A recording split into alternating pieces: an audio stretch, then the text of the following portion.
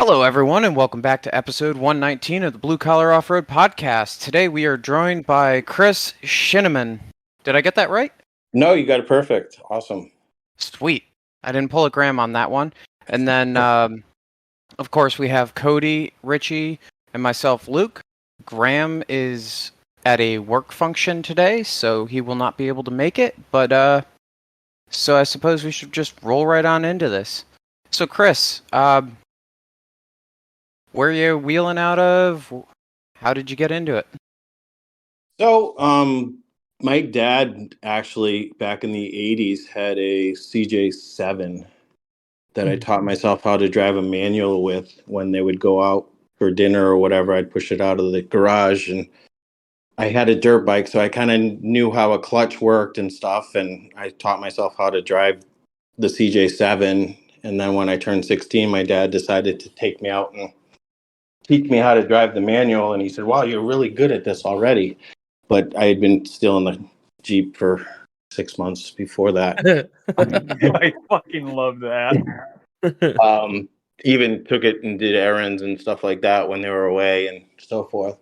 And, I used to take it into like Freetown State Forest and Copacabana Road and some of those things. And interestingly enough, just before he traded it in, I swamped it. Like I put it up to the doors, and I was driving across an icy lake type thing that didn't look too bad because it was covered in snow. But then when I cracked through the ice, it was to the doors, and it started coming in the carpeting, and I was able to like slowly break my way back out of it because I was by myself too, so I was doing all kinds of stupid stuff. But got it out, brought it to my garage. The next morning, I went to start it, and the starter was actually frozen solid. So, being a manual, I was able to push it out of the driveway, pop the clutch, bring it home. I was at my ex-wife, girlfriend at the time's house, and changed the oil twice. Still had water floating in it, but my dad had it a couple more weeks. He was looking to trade it in anyhow, but he said on the way there it was acting kind of funny. I said, "Wow, that's weird. I don't know what happened." And then I had like a Isuzu pickup truck that I used to take in the same areas, and then a couple Forerunners, and then I bought a JKU, a 2013 JKU. It was on 35s. Had stock gearing. It was a sport, so it had 321s. And I took it for a test drive, and I put it on the highway, and I'm like, wow, it's kind of slow, but I think it's fine. And I drove it like that for, I don't know, a month or so, and I said, it needs to be re-geared. So I was never going to go above 35, but I knew I wanted a locker because one of my Forerunners had a rear locker. So I found a shop that's now longer in business. He re-geared it for me, put a locker in it. I had to. Was this shop in Springfield, Massachusetts, by chance? No, it was Okay. down near me. Gotcha. I'm not gonna say who it was. No, you're good. You're good. I did a lot of work there. Never going above 35s lasted, I don't know, about 6 months, and then I was on 37s.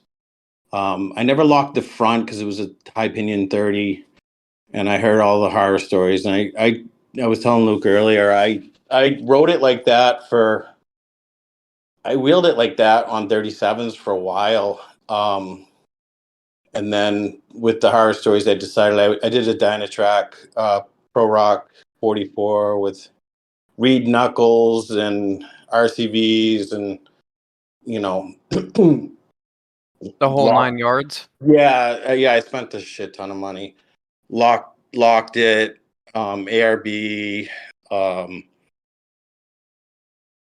then coilovers and So I have to ask. I don't mean to cut too far ahead here, but did that front axle cost similar to what the Sammy cost?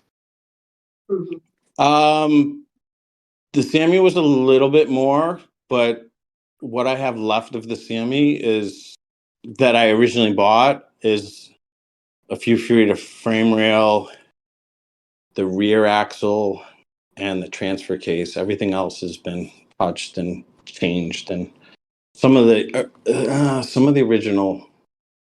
The sliders are original, and the boat sides are original. But yeah, the buggy has changed so much or since I started. But yeah, the JK was great. I was, I enjoyed the hell out of it. And then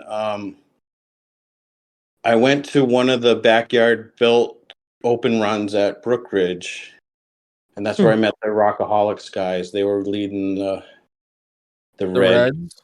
the red group. Yeah. I think I was there And for that event. That was Yeah. like 2 years ago, right? it was a snow run. Rob Craven was checking people in. Mike Craig, Zach Cabaldo had his black JK. Charlotte was there. I didn't know the NEA at all. It was an open run. I'd been on a few open runs. And I went, and the rest is history as far as like joining the Rockaholics and becoming very involved with the NEA and what it has to offer. And I had a great run with that. I think the next week we had a work day at Summit, which is now closed. That's where I met Shawn and Jess. That's the one that's down the street from It's Mabel, right? yeah, because we did the work day there, and then Rob Craven, Shawn, and I. I don't know if Jess stayed with us. We went to Mabel and ran. We just got up past the gate. I almost flopped on the gatekeeper. That was my worst. Like, I was getting into the harder wheeling, and that was like the closest I had ever gotten to flopping it. And we got up just past the gatekeeper, and Shawn blew an drive shaft. And being an XJ guy, he had an extra one. So he swapped it out, and it was starting to get dark, so we left. But that's when I started talking with Mike Craig and messaging him, and then I became a prospect with the Rockaholics. I was still wheeling the JK, but we're taking it to Field and Forest, and it was either going to end up like Charlotte, which it just happens to be the exact same color, but it was going to end up like a raisin, or I needed to do something else. So that's when I bought the buggy. Mark Mancheri and I, Kevin Powell said he could get me into one super cheap. He knew how to build things cheap. But He was quite good at that. Yeah, Mark Mancheri and I went after one of the NEA meetings. We went to Brook. It was I forget which town it's in. It was at the public library, and then we went wheeling at Brookridge. But then he brought his computer and he did a spreadsheet and said, that you're going to have to pay for this. You're going to have to do this, and this. Why don't you try to find one? So I searched all the Facebook groups looking for a samurai-based buggy. We have a motorhome, and it's only got a 5,000 pound. Most of we had a bigger one at the time, but it still only had a 5,000 pound tow capacity. So I needed to stay light. So that's why I went with the Sammy based. It still had a tub. It still had a fiberglass roof on it. The guy I bought it from, had 35-inch swampers on it. It had the Toyota axles already, but it was stock. It was stock motor, the 1.3, 5-speed. It was, I think it's spooled or welded diffs. But there was no shocks up front. It just had leaves up front. It was 4-linked in the back with 18-inch air shocks on it. We drove out from. Mark met me out in Western Mass somewhere, and we drove to Pennsylvania. I bought a trailer on the way there, and then we went the rest of the way to Ohio. Met the guy. We drove it around. Mark said, Mark was under there like turning the diff to see what the gearing was, and he was playing all around with it. And the guy and I had agreed to a price. It was probably a little higher than I probably should have paid for it, but it's only money. What the hell? So yeah, we bought it and turned around, drove back. It just recently popped up as a memory on Facebook. I think we did 1,400 miles in 2 days or 3 days. Bought the thing, drove back. He dropped.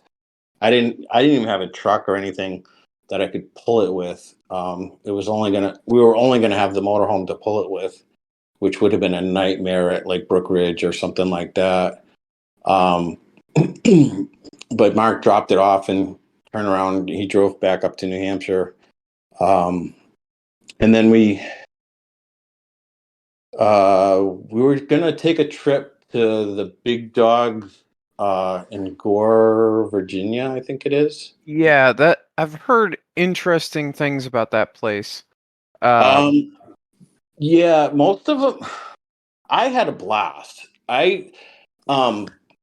Actually, even before that, I went up to Mark and Mike Clark and Timmy Clark and Mike Craig and Mark Mancheri. We all spent 4 days like putting shocks up front and those sway away. I forget what they're called. The sway away front leaves to get more articulation. And we buttoned it up, and I took it to the battlegrounds. And that first obstacle? It's just like a circle. You kind of climb up, and you turn around, and you go back down again. Yeah. I got to the base of that, and I was still on the 35 Swampers. Were you on the right side on the steep stuff coming up, or were you on like the left where you would take a right and then go down? We were on the left. There's that first, like, it's a ledge. It's probably like, at the time it was like 3.5 feet tall. It's probably like 4.5 from everybody just not making it. But I couldn't even get to the ledge. I was not even to the ledge, and the tires were just doing nothing. I had grooved them to try to give some extra gripping power or whatever. But Kevin Powell actually said, I've got some stickies, some 37-inch stickies. He told me one price, and I didn't jump on him. And then the weekend later, he went down a few $100s, and Kate, my wife, was like, just get them. We need to be able to go somewhere. So I outfitted it with that. And then the first trip we did after that was down to Virginia. We had a good turnout. We had, I don't know, 6 or 8 of us, or even more, go down. Kevin Powell went down, Todd Mester, Timmy, the Craigs, John Built, Chris Ioshawa. Chris Ioshawa wasn't in the Rockaholics at that point. Fuck that guy. He ain't even moving out west anymore. He's not? No, and he has his buggy back. I knew he had his buggy back. There's complications with it. Pretty much the deal never really went through, and then he said, "Hey, buddy, we gotta fix this shit," and then they fixed the shit. So now he has his buggy back. I'm not getting into it. He can discuss that if he wants to. Yeah, no. Yeah, I talked to him. We had a club meeting a couple weeks ago. He bought the JK from Ben, and Ben had bought it from a cousin, and there was some issues, but they couldn't get a title for it. Connecticut just wouldn't issue a title for it. So after waiting that long, Chris needs to have it legal so he could do what he was going to do. He was going to travel, all over the country, and you need a license plate to do that. So Do you? Is that how that works? Yeah, that plan went out the window. So I didn't realize he wasn't moving out west. But Yeah, we'll let him that's talk another about it. story. Yeah, he can talk about that on his own. I'm Yeah. sure he'll be back on because he loves doing it. But yeah, he wasn't a rockaholic at that point. I actually sponsored him to come to join. He had been with us. He still had the Toyota back then, the Toyota on tons. Oh wow. When it was on the with the fucking super swampers, right? He had street tires on it when. I think he's Wow. talking about the silver one. No, yeah, no, his Tacoma. He had a Tacoma on tons Oh, okay, gotcha. with the Bob's bed, and it went out west. He still regrets selling that thing. But so yeah, the buggy, it's gone through a lot. Um, the year of COVID, Mark, so it had all kinds of issues. I took it to a bunch of events, and for no reason whatsoever, it would be running perfectly, and then it wouldn't do anything. We'd turn the key, and it would just, turn, but it wouldn't fire. We couldn't figure out why it wasn't getting spark. And then I'd go the next morning and hit the key, and it would start right up again. So, Virginia, I got towed out of the woods by Kevin Powell. And the next morning, we were trying to figure out how we were going to get it on the trailer. And I got in it and hit the thing, and it started right up. I took it to another event. Same thing happened.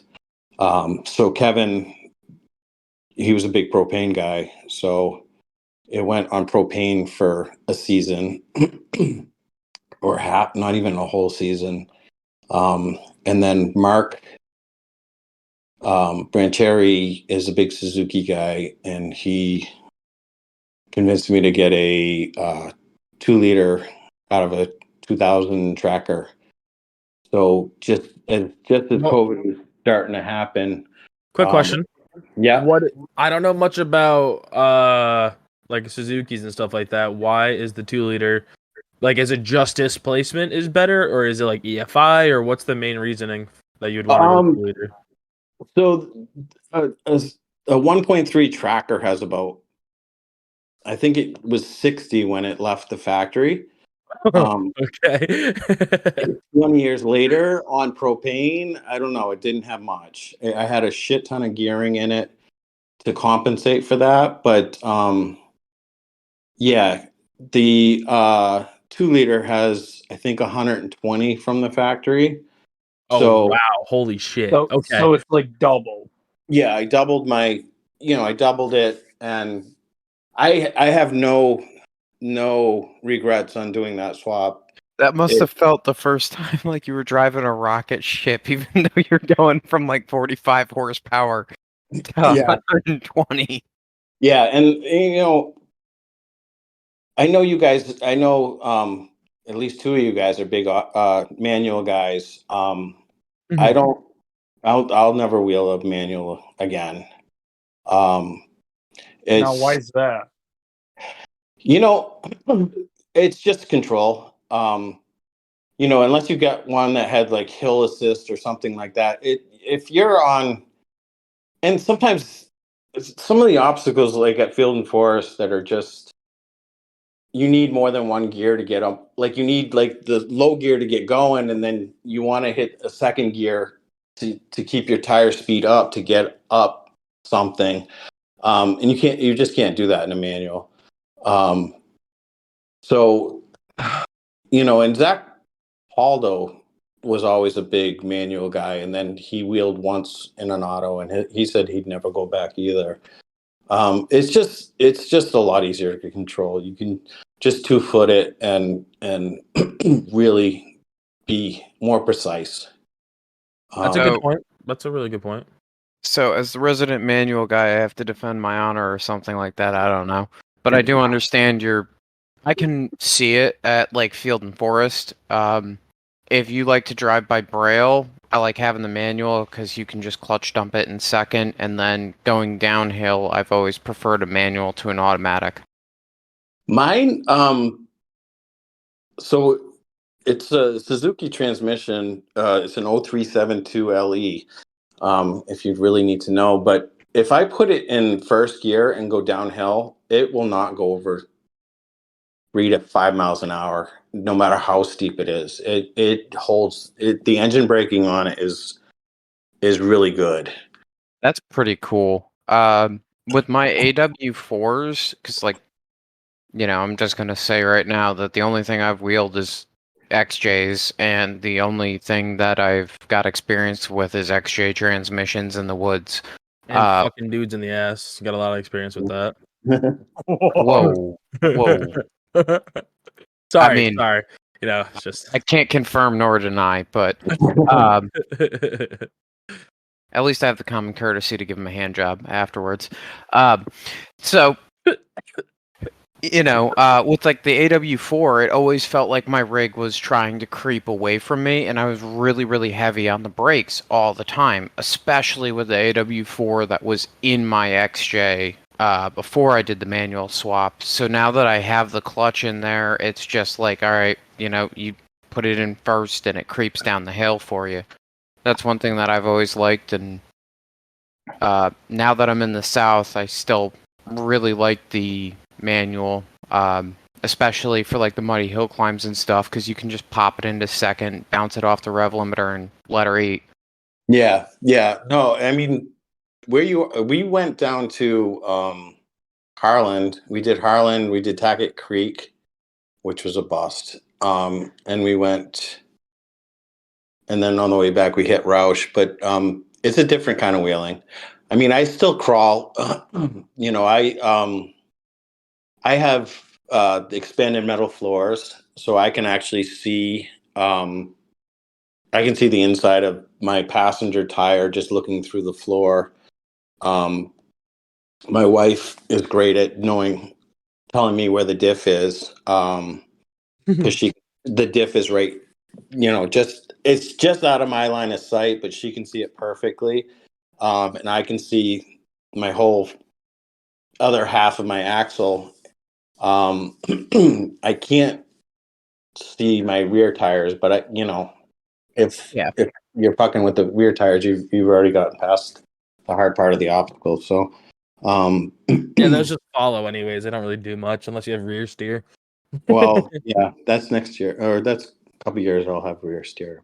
There you go. Hell yeah. We're getting ahead. I don't know, how much detail do you want on my current buggy? Currently now, if you want to tell us it, we're happy to sit here and listen to it. A lot of times it helps for people who don't know who you are. The more detail, the better, because they can get a full encompass of what this thing is. So when you talk about stories about it, they can actually feel like they were there while it was happening. So do your thing.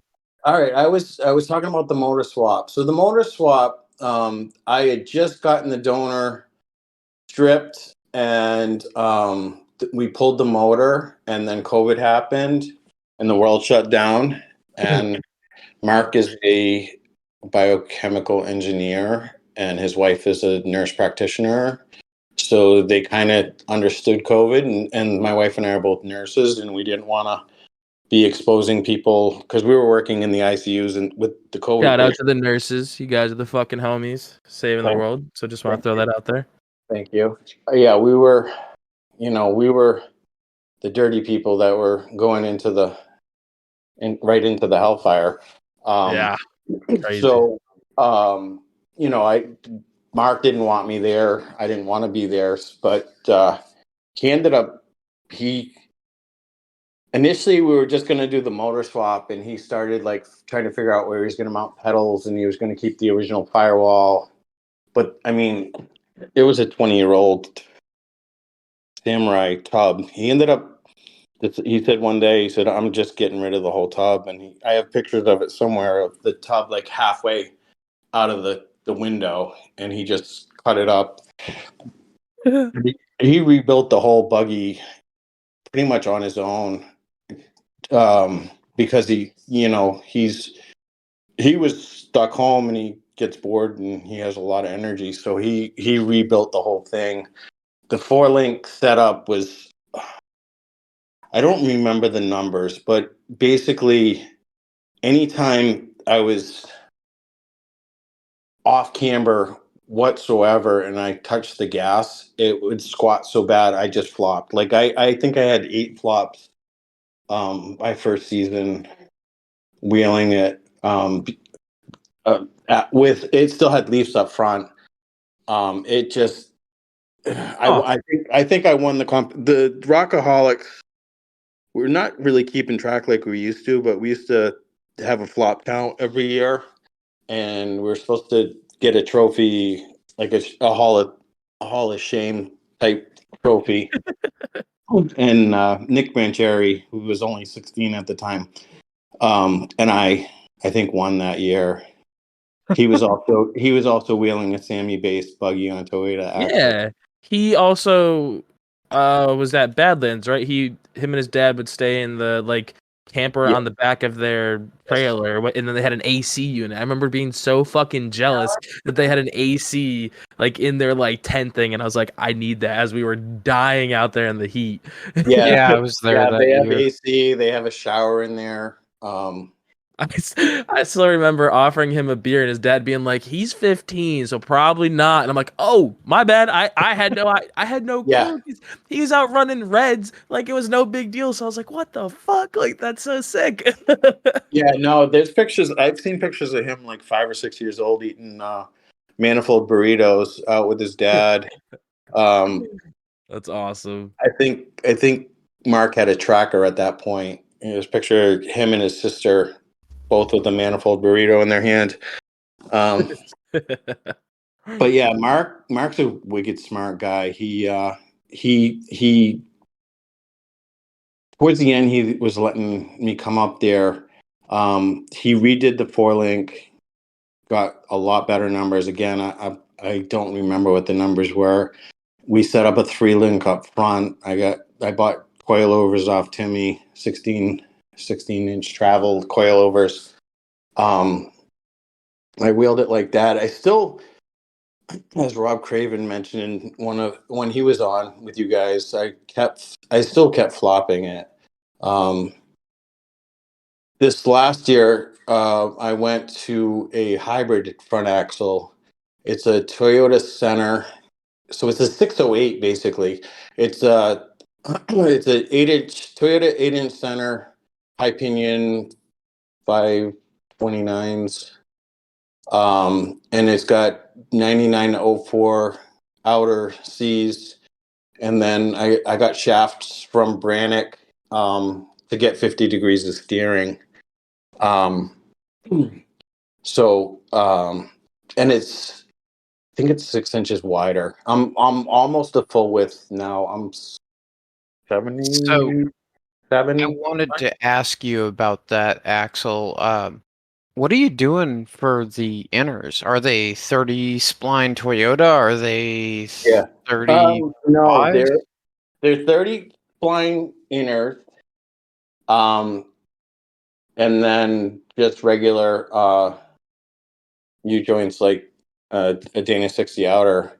But Mark has the same axle as well. I copied exactly. The measurements exactly the same.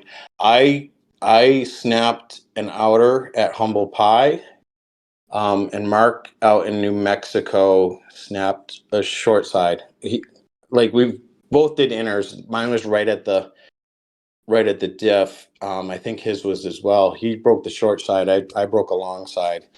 I'm gonna have that one that I did. I'm gonna send it back to Brannick and have them make it a short one, just so I have it as a spare. But the plan is, so I'll jump a little bit. Last year at what's it called? Wheeling for Warriors. They raffled off a chassis. I had been toying around with getting the Fab 801, one of their small chassis, and Mike Catrini, Catrini Fabrications. He he's an IT guy, works 40 hours a week doing that, and then he's been starting to build buggies in his backyard. Sounds like Graham. That's sick. He built the buggy. And I know only a couple of you have been to Field and Forest, but on Sucker Punch, there's an obstacle called Gene Pool, and it's been around for 8 or 10 years now. And 2 years ago at Humble Pie was the first time it was ever driven successfully. And one of Mike's chassis was the first one to do it. There's a Wow. there's a video, and Mike is excitable. He's a very emotional guy, and I've watched it a couple times, and a couple times I've had tears in my eyes. Just the passion that he has for the sport, and for Eric Swenson was the first one to drive it. Zach Capaldo drove it probably half an hour later, and then it hasn't been driven since. Even that 24 Hellenbach they just recently did, one of the busted knuckle rigs was there, the big rock bouncer, and you're talking about that obstacle where he got denied on? Holy shit! Okay, yeah, I gotcha now. That is ridiculous. I mean, Zach did it in a drag axle. The Katrina in his orange buggy or in the current one? No, the previous one. Gotcha. Okay. I just call them like the 2022 chassis, the 2021 chassis, the 2019 chassis. Because it's like a factory race team over there. He basically builds one every winter. That's great. So that's Mike. He threw himself in the window and like gave Eric a big hug, and it was pretty emotional. And there was a bounty on it. A bunch of people threw money down because they thought that was the year. That was the year it hadn't rained much at all. It was actually dry at the bottom of that, and it's usually always wet. And yeah, there was two rigs that did it ever. And one of them the Katrina chassis. It's on portals and it's got rear steer. But anyways, I won a chassis from Mike, and shit! Congratulations, that's fucking cool. What? I put $500 in the raffle jar. Oh my god! Money well spent. Oh yeah, definitely. I almost put another $5 the day of, because I was just like, but then I was like, if I do this, it's going to cost me a shit ton of money to do this. But whatever. Again, it's only money. Yeah, you can just take the parts out of your old rig, right? That was the original plan. I was going to just swap everything right over. And then I was going to do a 9-inch rear steer, and then keep the hybrid up front. I'm going to do a 609 in the back, the hybrid up front, bring the motor over, and then none of that's happening. So go ahead. This just occurred to me. You said you were wheeling with your wife. Is that chassis a 2-seater or a 1-seater? It's a 2-seater. It's going to be, it's only 48 inches wide. Damn. So we're going to be shoulder to shoulder. But yeah, it's a 2-seater. I actually have a picture of, I brought my seats up because Mike's plan was to do the shoulder height seats and then the small disc mounted on the back. So I was going to run those seats, my seats that I have, but I don't even know if that's going to happen now. So basically, the only thing I'm going to take from my current buggy now is the shocks. I'm going to buy a set of air shocks, and I'm just going to sell it whole.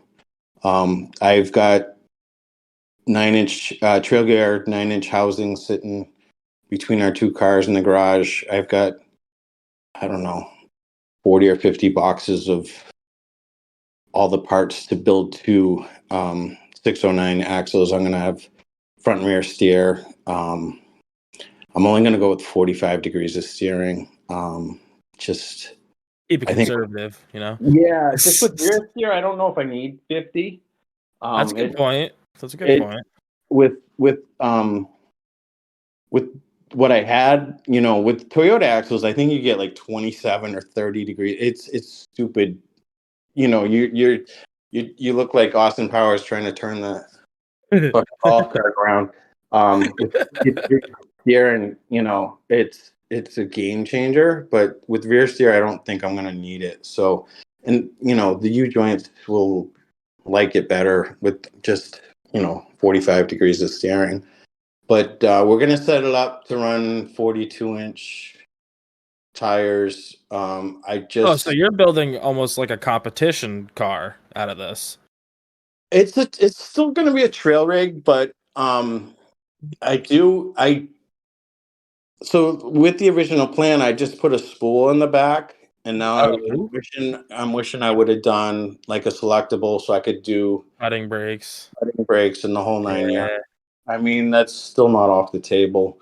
And then you might as well go air shift transfer case, so that way you can slap it in and out no matter how bound up it is. So the problem we're finding is that 0372 LE that I mentioned a little while ago is the same transmission that they run behind their V6s. They run them a lot of their vehicles, but nobody makes anything to adapt to that transmission. It's a 23 spline output out of the transmission, but it's a Japanese cut one, and it's different. It's not even the same. They most of the time they did Chrysler, is what Caleb Good was telling us.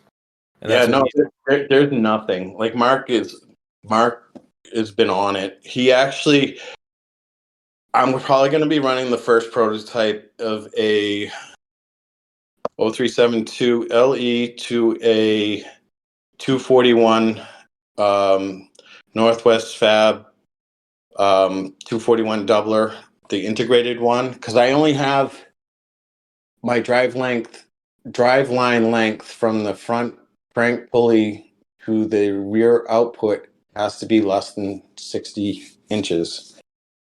So I'm getting their integrated one, which will save me 3 or 4 inches. And then we're going to run a Dana 300 behind that so I can do front and rear dig. But we're having trouble. Mark has it in his head, and Mike Clark has looked at it, and they both say the thing that they want to do is going to work, but I'll be the guinea pig. So I actually just started talking with Behemoth Driveline, and they're interested in trying to help me. I spent, I don't know, 60 emails back and forth with Northwest Fab, trying to get them to make me an adapter. And they finally said, no, we have no interest in doing this one-off project for you. So what the fuck? Yeah, we put it on the back burner, and then Heath from Ratchets just became a distributor for Behemoth, and he sent me a picture. Their stuff is beautiful. So I called them to see if they had anything, and they were awesome. I talked to the guy who answers the phone and puts in orders, and he said, I don't know, but we'll call you back in a couple hours, and I'll have the tech on. We'll do a 3-way call. And they spent, I don't know, half an hour on the phone with me, asking questions, and they gave me, they're not as familiar. They've been doing a Toyota project, and they thought it's a 23 spline. It should be the same as Japanese, but it's not. So they're actually looking into it. They're going to do some research, and if they don't hear from me in a few days, they're going to give me a call back and see what I've come up with and what they come up with, and see if we can come up with something to make it work. Because I think it's not a huge market, but I think there is some market there for people. It'll just turn into like ordering an Atlas. You understand that this is gonna work for mostly just your platform, and that it may take a little bit before you're gonna get it. Which I mean, you're going this crazy into a build. I think a lot of people will understand it's not an off the shelf part. So, Exactly. so Well, as long not only that, but as things start getting developed, that's when the market does start to show up too. yeah. Yeah. You know, just because no one's ever done it before doesn't mean there's not a market. It's just no one's True. wanted it bad enough to contact anyone. I Yeah. 100% agree. Yeah. Yeah. Go ahead. So I was gonna just jump back to that front axle a little bit. It What's ties in your with this. obsession with the No, front axle? It ties in with this though, No, because we it's talked about a lot using. of Roush too. Yeah. It's. I'm wondering what the lead times are on that kind of an item though, because like your inner axle shaft, what is the lead time on one of those, and what is the lead time if you break those components in like the behemoth, for example, for Good that point. new. So- Just because it's the one-off stuff. So Good point. Brannick, you call up and they actually have all my measurements now. I can call them up and I can have it within a week or so. Like the outers are, stock. The sub shafts are stock. And they can cut me a new shaft in a week. That's crazy. That's really good. It is awesome. Their customer support was really good. As far as like behemoths, I just ordered the Northwest Fab before I knew about Behemoth. I ordered the Northwest Fab because they make a shorty doubler as well. Their lead time is 4 to 8 weeks. The other one, Northwest Fab, is 12 weeks out. So I'm not going to see that till June. But I'm not planning on actually. Mike Catrini.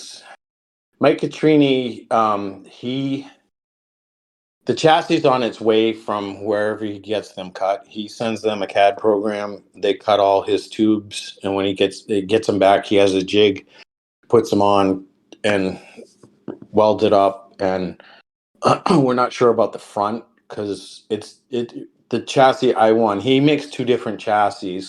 Eric Swenson's is the bigger one. His was the first, and Mike actually wants to.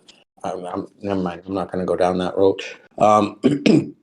They I won the smaller chassis. I had the option to go with the bigger chassis, but I won the smaller one, and it's designed to have a 4-cylinder in it. Mike likes the Ford Ecotech. The Ecotechs or Chevys? Are you talking about the Eco Boost? EcoBoost. Yeah, he likes the Ford EcoBoost motors. They make over 200 horsepower and a small package. I'm going with the V6, so it's a little more girthy. They are known for their problems, so just make sure you do your research with the Yeah, Ecotech. no, I'm doing a Suzuki motor. Okay. I just finished Monday. Mike Clark and I bought a 2002 Chevy Tracker ZR2. So the top of the line Chevy Tracker for 2002. It's got a 2.5 liter V6 in it. So it's a very small V6. I just looked at. I think it's only rated at 155 horsepower, but we'll see.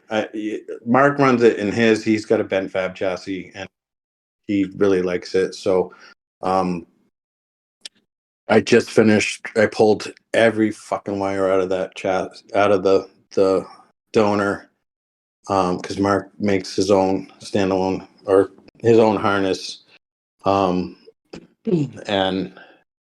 the motor, the tranny, the transfer case. And I'm actually going back up tomorrow to get it out of his garage. Hell yeah. He's got a big 2+ stall garage with heat and stuff like that, and a lift. Yeah, so he's out in New Mexico, but he said, you know where the key is, and That's pretty cool. So yeah, it's awesome. He's such a good guy. So yeah, I'm heading up there tomorrow to get it out of his garage. I bought 60 pounds of Speedy Try after I fucking pulled the front drive shaft out without draining the transfer case and drained transfer case from 6 feet up in the air. All or so I bought 60 pounds of PD dry and I think I used 45 pounds of it. So I'm gonna use the other 15 pounds and try to clean up his garage as good as I can and get that donor out of there. Just reseal it. He'll never know. Just seal it into the floor. It'll be fine. Yeah, yeah, he would know. But so yeah, I don't know. I'm excited for the chassis. It's it was supposed to be, like I said, just to move stuff over, and now I've got 20 grand just in my axles, and I haven't bought shafts yet, and they're going to be custom length shafts. We're going to run. I think we're going to run driver's side on both ends. We're gonna make them exactly the same front and rear, and that way I only have to buy one extra set of shafts. That makes a lot of sense. Smart move for sure. Yeah. Yeah. And then I've been, Radial Dynamics calling them, and I've just been like chipping away at buying parts. It's kind of good that the chassis is not ready yet. So with wheeling season coming up soon, I'll get my current buggy. I've got a few things.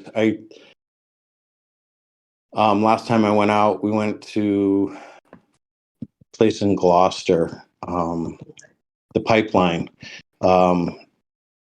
And Mass Mutters has it's an awesome property. It's state owned land, and they have a deal with the state. They actually have keys to this area that says no trespassing and everything else. They maintain it for the state, and the state lets them use it. Wow, that's cool. It's an awesome property. I didn't get to see a lot of it because I broke the tire right off. I snapped the axle shaft on the outside of the retainer. If you know what Toyota axles are, they just slide right in, and there's 4 bolts on a retainer. I broke it on the outside, so I ended up we cut down a tree there and shoved it up. It went like right under my seat. There was a hole that was like, it was perfect, and ran it under the axle, and I drove it out like that. I put it on the app. If you go to the things, you can watch the video of me driving it out of there. I drove it out on 3 legs. Pulled it up on the trailer on 3 legs. We cut we cut the extra part of the tree off so it wasn't hanging off the end of the trailer, and it stayed on my trailer in my driveway like that for, I don't know, a month or 2. Hold on. Where do you live? I'm getting fined because I didn't have a front plate on my Jeep registered in my driveway. And you can park this thing with a tree as a tire and they don't bother you? What? I'm in the wrong town. I don't know that my neighbors love me. I actually sent a text to one of the guy across the street from me apologizing at one point, because we have a motorhome, we have the trailer, we have the buggy. The Jeep is here sometimes when it's actually running. My daughter is currently living with us, and then we have 2 cars parked in the garage. And we had a pickup truck until just recently. So yeah, I get a shit ton of stuff. I fully expect at some point, especially I had the tracker sitting out on the trailer. The buggy was behind the trailer, and the tracker was up on the trailer in the driveway for, I don't know, a couple months now. I was fully expecting a knock on the door at some point from a cop saying, because I didn't even have a title for it. It was obviously not registered. I don't have a title for it, so I fully expected it. It's gone now, so, but the Jeep's coming back soon. So that's actually the Jeep is going to help fund more of the buggy project. I don't drive it enough. Yeah, it's a 2013. It's only got 63,000 miles on it. I think in the last 2 years, I've maybe put 1,000 miles on it, and that was mostly driving it back and forth to different shops to try to get it fixed. So, God. I Did it have the typical 2013 motor issues, or? It just recently, a coil pack went bad. But no, it hasn't. No, it hasn't had a problem.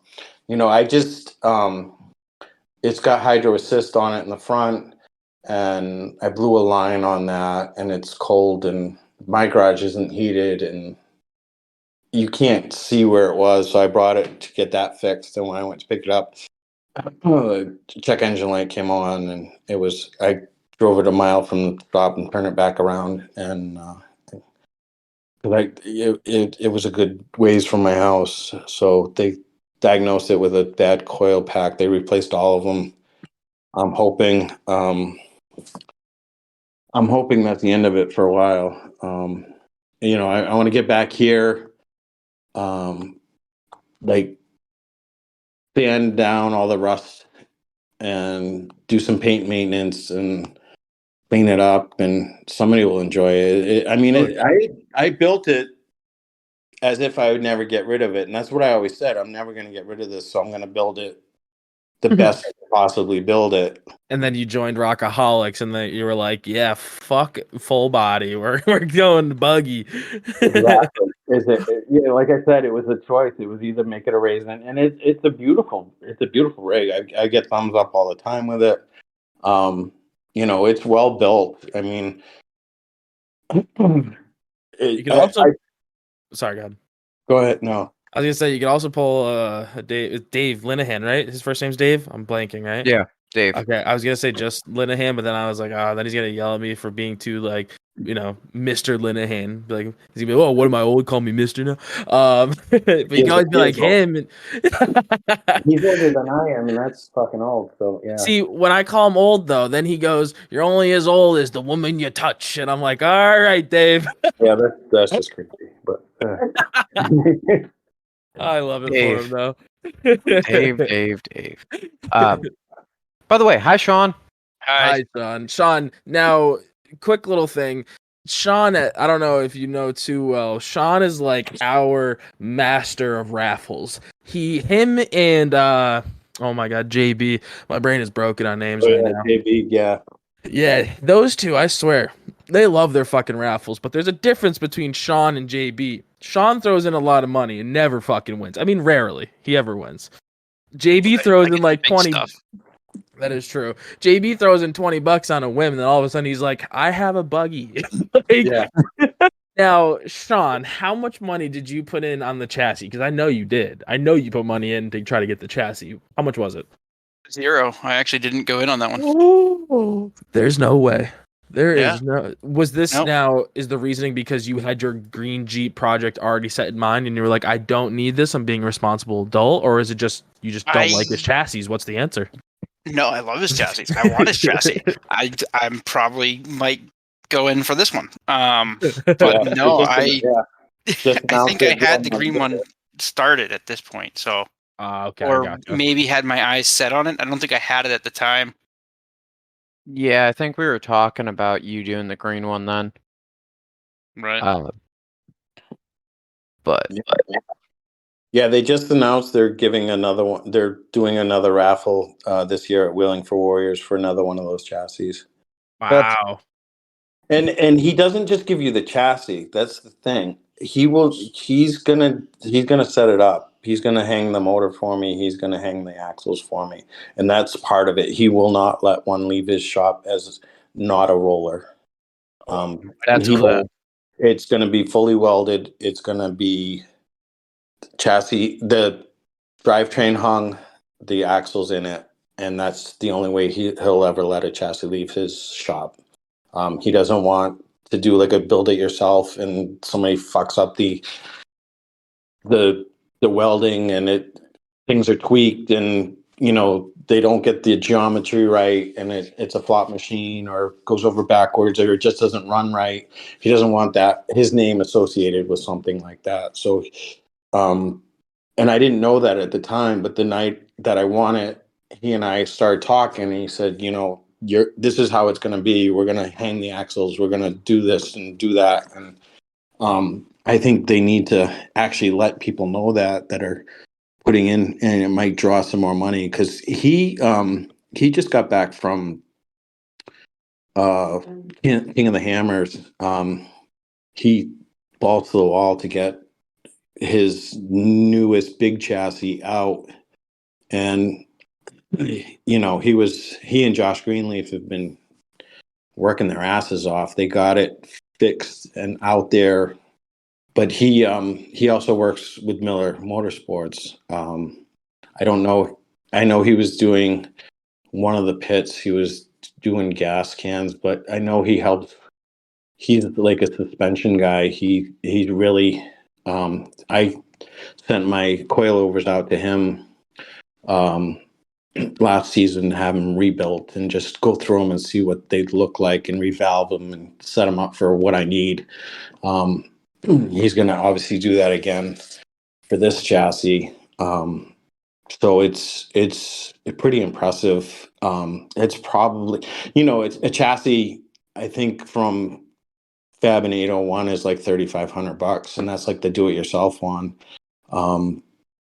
He's, like I said, he's doing all that stuff. It's probably 10 to 15 grand of chassis that you're winning. You're not just winning a chassis, you're winning expertise, and you're winning a beautiful fucking chassis. So That's sick. That's Yeah. really awesome. yeah, That setup looks amazing, and the fact that he's willing to back it like that, not let it leave his shop without him doing a lot of the work is. But yeah, now, they definitely need to advertise that a lot more. now, in the circumstances of, and granted, you're not him, so I'm sure you may not be able to answer this question as well as he could. But let's say you're Timmy, and you just won this chassis, where Timmy has a really good mindset of what he's looking in a rig for him, and understands 4-link and all that pretty well. Would he, do you think, would still give him his artistic, maybe autistic ability to create still a rig for himself? Do you think so for the people who may already have the knowledge, do you think he would still like allow that? Or do you think he's more towards like what you were saying, where he's like, it's my name, I'm gonna make sure this thing's sick, kind of an idea? I mean, Taylor is his daughter, and she's in our club. She's the one that said he would never let a vehicle leave without being a roller. And he's told me that since then. I do not think he would let anybody have that. I can't speak for him, I guess. Yeah, I'm I know just whatever your Josh opinion is, Josh Greenleaf's been working with him quite a bit, and Josh is getting one of his chassis, the bigger one, and he's gonna make it into a race one. I think he's finally going to retire the Cherokee, and he's going to be building on one of Mike's chassis. And Josh did a lot of work on that first chassis. Maybe with him he would, but maybe he'll do it at Mike's shop. I don't know. Mm-hmm. I don't know, but it's Interesting. I was just curious on what your opinions were on it, man. No, nobody's gonna hold you to what you said. yeah. It was just something that like crossed my mind, where like, where Luke, like if Luke ever won one of those chassis, granted he's got his own path, I'm sure it wouldn't even be on his docket, but it's just something that like crossed my mind, where it'd be like, I wonder how that dynamic would work with somebody who feels they not necessarily know more, but just have their own opinion on a similar process. I think it would work very similar to how it works. I can only speak for, like, example, Sam, because but Sam's an idiot, He's our idiot, and we love him. Just kidding. Just kidding. So Sam is working on the Wendigo series of chassis as his own thing, and if you come to him and you say, "Hey, man, I'm trying to build it with a 75% anti-squat ratio in the rear, and this is why," he'll be like, "Okay, well, You want to do a 75%? Are you sure that that's what you want? Okay, cool. We're going to do this, but I'm going to I'm going to get you really close to 75. I'm going to get you the anti-roll and not anti-dive, roll center. Yep. Where I want them for this chassis. We'll try and get you the performance that you want when you hit the gas pedal, but I want to build the rest of it to fit the chassis. Yeah. And I think that would probably be a similar response, I would imagine. Like, I like running my numbers kind of on the high side. Yeah, I, my conversations with Mike have changed quite a bit since that night where I was just going to move everything over to now 609s and now, make it so because I'd never run anything bigger than 39s on Toyota axles. I want to run 42s and rear steer, and the original plan has gone way out the window. Mike does most of his chassis are all portal buggies. He's kind of excited with mine being a straight axle, the extra clearance he's going to have for suspension and stuff like that versus the portals. You've got 4 inches less to work with. So, but I've got 2 text conversations. I've got one with him and Mark Rancheri, because I'm an idiot. I love four-wheeling. I know a lot of the terms, but then you start getting into the specifics and my eyes glaze over and, I start nodding like a Agreed.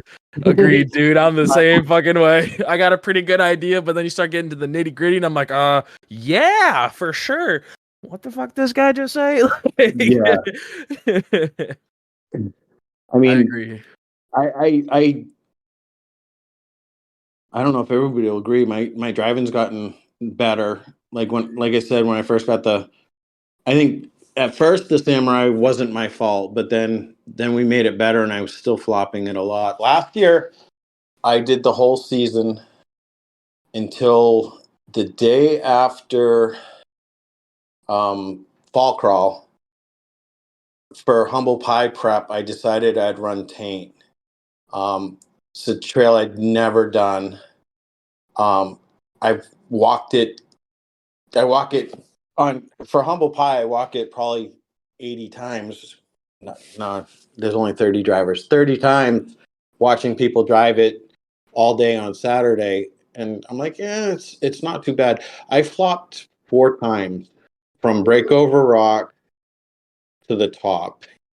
I got to the top, and Mike Clark was with me because he was my spotter. And I got to the top, and we pulled the buggy over. I said, I need to get out and just reevaluate my life and my life decisions, because I don't know if I can do this fucking humble pie thing in a couple weeks here. It was one of those things. Oh, it's going to be the last year you ever run the buggy. You might as well. It doesn't matter what happens to it. Run humble pie. Now I need to run it one more season, and I think the reason that third tire broke was one of those flops, because Mike Clark and I went and did a weekend of humble pie prep. I didn't have rock lights. I had some underlighting, but not much, and did rock lights and everything else. We spent all weekend. We got her on the trailer, all excited. It's all set. I'm going to go home now. And we looked at it, and the driver's side rear tire was at a 15-degree angle. We're like, what the fuck is that? I'm like, well, maybe I just tightened the strap too much. I loosened the strap and it popped up a little bit. All right, bring the jack back out, and we swapped out, put a new rear axle in there. And then I ran humble pie, and I didn't finish it. I had 2 trails left. And That's I still broke. pretty damn good. Holy shit, man. Yeah, I had everything sucks redux. I broke on everything sucks. I had everything sucks redux to do, and I had Elm Street to do. And there, it just Rob Craven ended up spotting me. Mike had to leave emergently, and Rob Craven was spotting me, and it didn't seem like it was bound. I don't know if it was just, a season of wheeling or whatever, but that front axle shaft just left the chat. Like Yeah. I was like right at the top of it. I was on the winch line. Tires were spinning okay, and I just popped, and I'm like, oh, my day's done. Yep, that'll happen. Yeah. And I went to camp, and I'm like, I broke an axle shaft. He was like, I got one. What do you need? I'm like, it's a toy center with Dana 60 hours. Yeah, no, nobody's got that. Nope. I definitely think that after a couple of years of wheeling, even the chromos start giving out, because like I went from never breaking 60 shafts to I broke 2 of them last season on opposite sides, or I'm sorry, on the same side, but out of the same set of axles. Like I pounded the stub off, put it on the other inner, and then I broke the inner. So Chris Nice Ayashua just exploded his this past weekend. Yeah, that was a pretty good one. That was he sucks at impressive. driving, so I mean, like, we're not surprised there. Well, Yeah. that's why I don't like snow wheeling. I mean, it's fun, but you got to beat the fuck out of your shit to do. Like, you got to carry momentum. You got to drive like Luke. You just gotta, like, fucking hit it hard, and when you don't make it, you hit it harder. And that's not really my type of wheeling. And that's when you break stuff. So I don't know. I'm aware. I went, I think 4 seasons on original rear axle shafts. And then we were at the jungle for their summer bash, and there's a brand new obstacle. It's still got a lot of dirt on it. But it's got a hole to the right. You have to go up onto this. You have to cut onto it at like a 45-degree angle, but you have to hit it hard enough and have wheel speed where your wheels are actually spinning, because you're going to slide to the right up over this hole, and if you go in the hole, you're going over no matter what. So I was the third one to do it, and I did everything right, and I was spinning, but I was sliding sideways and just a little bit backwards, and there's a lot of dirt on the side of it, and as soon as it hit the dirt, like, you snapped. Like, Chris Ayasha was watching. He's like, "Oh, axle shaft." So that was the first one. I broke 4 this year. I broke both rears and the front. So I broke 3 this season. And that's why I want to go bigger. I want to do the 35 spline chromoly inners for the next build. I'm done with the Toyota stuff. It makes sense. Makes sense to me, at least. Yeah. So I guess we kind of talked about it a little bit, but out of your last season, where was your favorite wheeling trips? What did you do? Anything? Well, obviously you did Humble Pie, which is really exciting, but so we do a lot of wheeling. The club as a whole, but we were supposed to go to Kentucky, but my son ended up in the hospital, so we bailed on that. We went with you guys to the Web Wheelers Ball, or I went by myself that time. Kate was working. Gordy always goes with us. And then we did the. Wait a second. Wait. Gordy's your dog, right? Yes. Left turns. Okay, yes. Dude, I could recognize your fucking voice. I recognize the rig, but I'm like, I couldn't put a face to like everything. And then Gordy's fucking awesome. And that's what maybe finally did the click for me. That's my wheeling adventures are. You're the guy that owns the dog that goes left, right? wait a minute. I'm missing something here. Wait, you've never His met dog Gordy? turns left. Pretty He much only only. goes left. He only goes left. I've seen him go right once. One time. He'll do he'll do a fake to the right, but it's always left. We just had to take him to the vet today. He's got some really bad arthritis. He's getting old. I thought I was gonna have to call you guys and say, hey, we put our dog down today, but he's no. they put him on some pain meds. Yeah, they put him on some pain meds, and he's been walking around. He's basically been bedbound for a week now, but he's rallying. We're hoping he's gonna be fine. He's got this. Get another season out of him. That's messed up.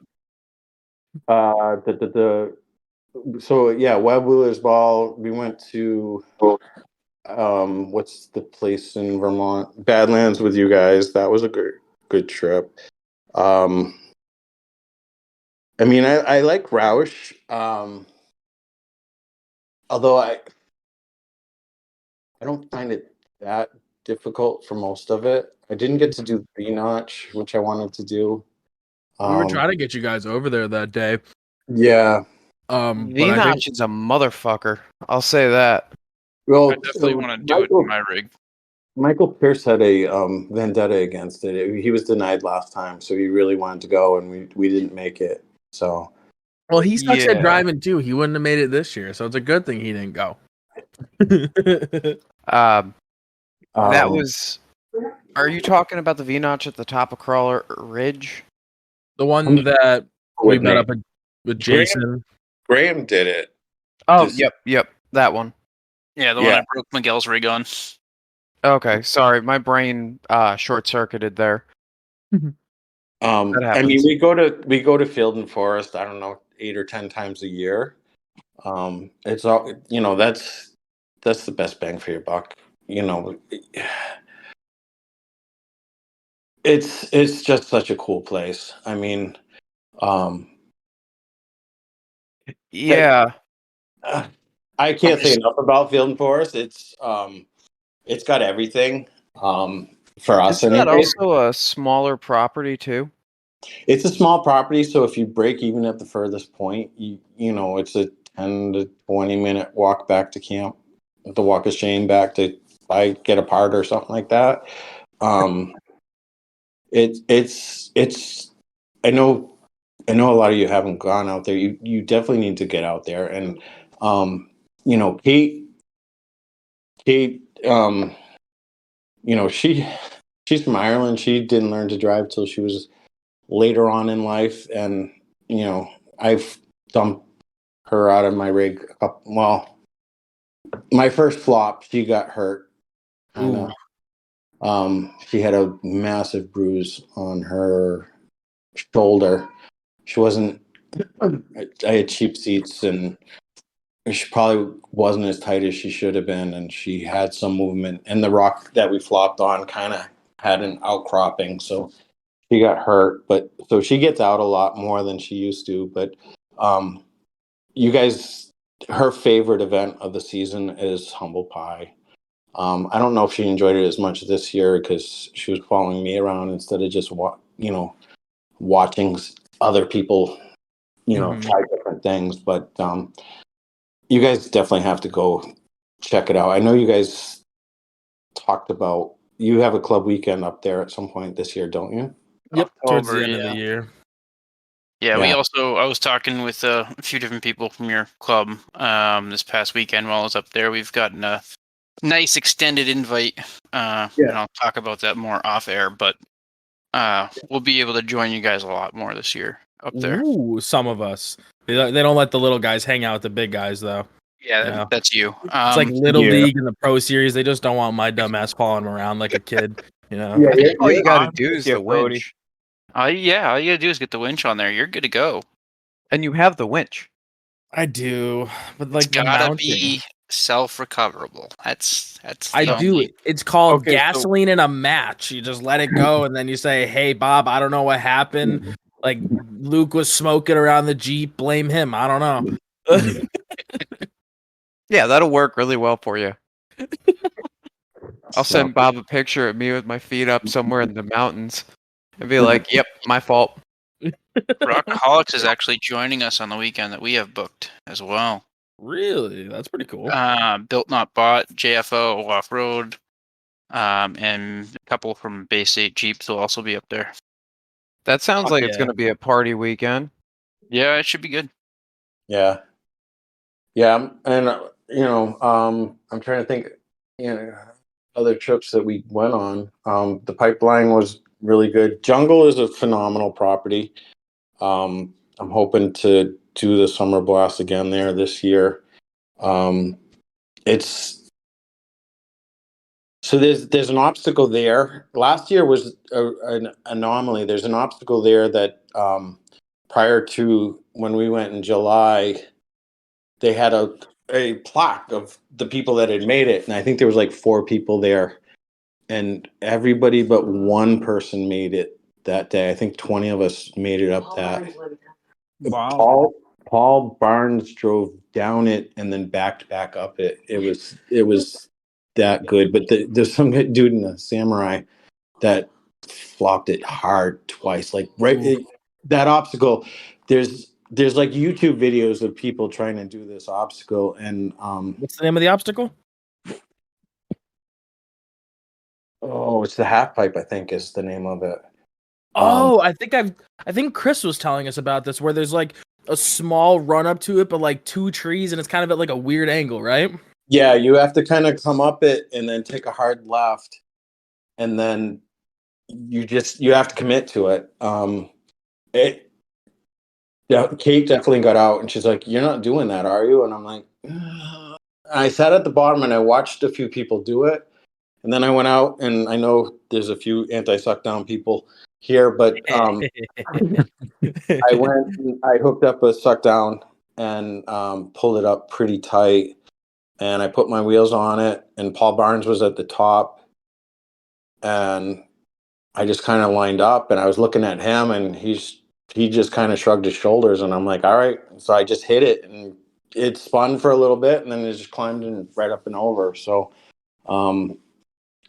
there was, but like I said, everybody was making it. This is one dude he was on DOT tires and a Samurai that he had just picked up, and he flopped it over backwards.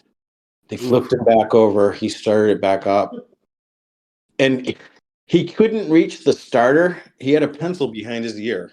He couldn't reach the starter button, so he'd take a pencil out and he'd put so he could lean forward enough to hit the starter button, and then put the pencil back behind his ear, and then he flopped it right over backwards again, almost back up onto his wheels, going the long way, the hard way to do it. Oh shit! Yeah, they put him back on his wheels, and they told him don't try again, and he drove off. But yeah, I think I a saw fun a video of that. Chris Iashua was there with Mikey, and we were the first 3 there. If you ever go there, don't follow Waze, because it leaves you like 2 miles short of where it actually is, and doesn't tell you to go up this road. I had to turn around on a dirt road with a 24-foot motorhome with a 16-foot trailer on the back. And I'm not a big rig driver, so Kate got out and got me through it, but I can't say there weren't some swears said. We went back and forth up that road 3 times, and we were calling Chris, and I dropped a pin, and finally we figured out we had to take there was a road that comes off of it and go a mile up that way, and they were sitting there waiting for us. So we were the first 3 there.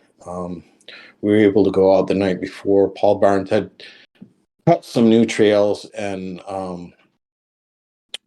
if you don't like big drops offs, it's probably not the property for you, because there's some like 10 to 15 foot drop. Like Kate's swearing about it right now.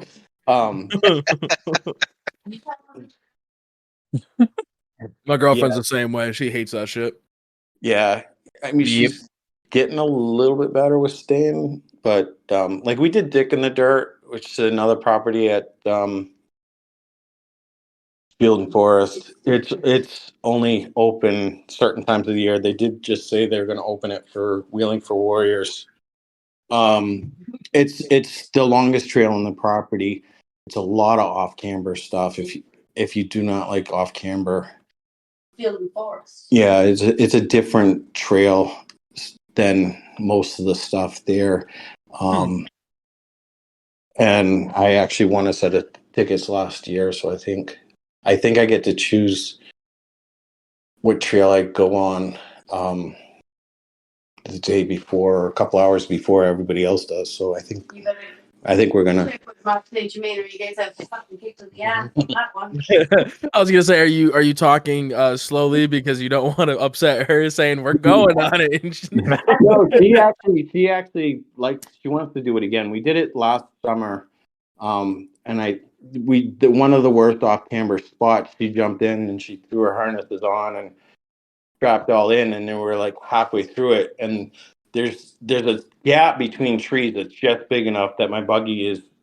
If I go over, those trees aren't going to help us at all, and we're going to do multiple flops. And we got like halfway through the obstacle. And she's like, I want to get out. I'm like, there's no fucking way you're getting out. And Mark St. Germain was like, no, you're not getting out now, because she was on the downhill side. So her trying to climb out would have made us go over. And then we got through it, and she's like, all right, we got through. And then she grabbed one of her shoulder straps, and she's like, it wasn't in the lock. Like she only had 4 points on. We have 5-point harnesses. That one of her shoulders was not hooked. Oh boy. Yeah, that's a sketchy feeling. It is. And I saw Colin just recently put that cam lock versus non-cam lock. Fuck him and his cam lock bullshit. Everybody argues. Actually, one of the biggest proprietors for that is Rob. Oh my god, I'm blanking on Rob's fucking last name. Craven. Yeah, Rob Craven used to give fucking Colin so much shit for those. But Colin's like, I haven't even lubed them up in like 5 years. These things are still kicking. And I don't know. I wouldn't trust him. I think having that availability for mechanical failure when you could have something so fucking simple instead it's a no-brainer. It makes no sense regardless of the argument. And I haven't seen the post, so I don't know exactly what it is, so I won't speak on that. But to me, it just doesn't make sense at all. If there's a fire, I want to be in and out, like 2 seconds, in and out. If the girlfriend's hanging halfway out because she's being an idiot and doesn't want to or can't unbuckle it because she's freaking out, I can just grab the red little tag, rip it out, throw her ass out the window, and then I'm going out with it. I was given a set. My buddy drag races. He said the only thing that's wrong with them is their date code is wrong. And I tried to give them away. I posted it up on the Rockaholics page, and nobody even gave it a second look. I know Tim does run those. And I mean, if you just twist the knob, they do, all of them pop out. But I have the PRP old school. The 5.3s. Yes. Yeah, I run those as well.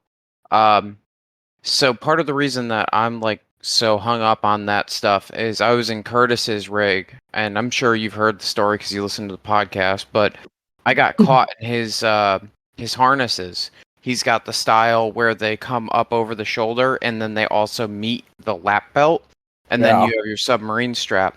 I got caught when we flopped because I had a hard time getting my shoulder out, which is part of why the door ended up going flying, but whatever. Yep. Nice catch, Morgan.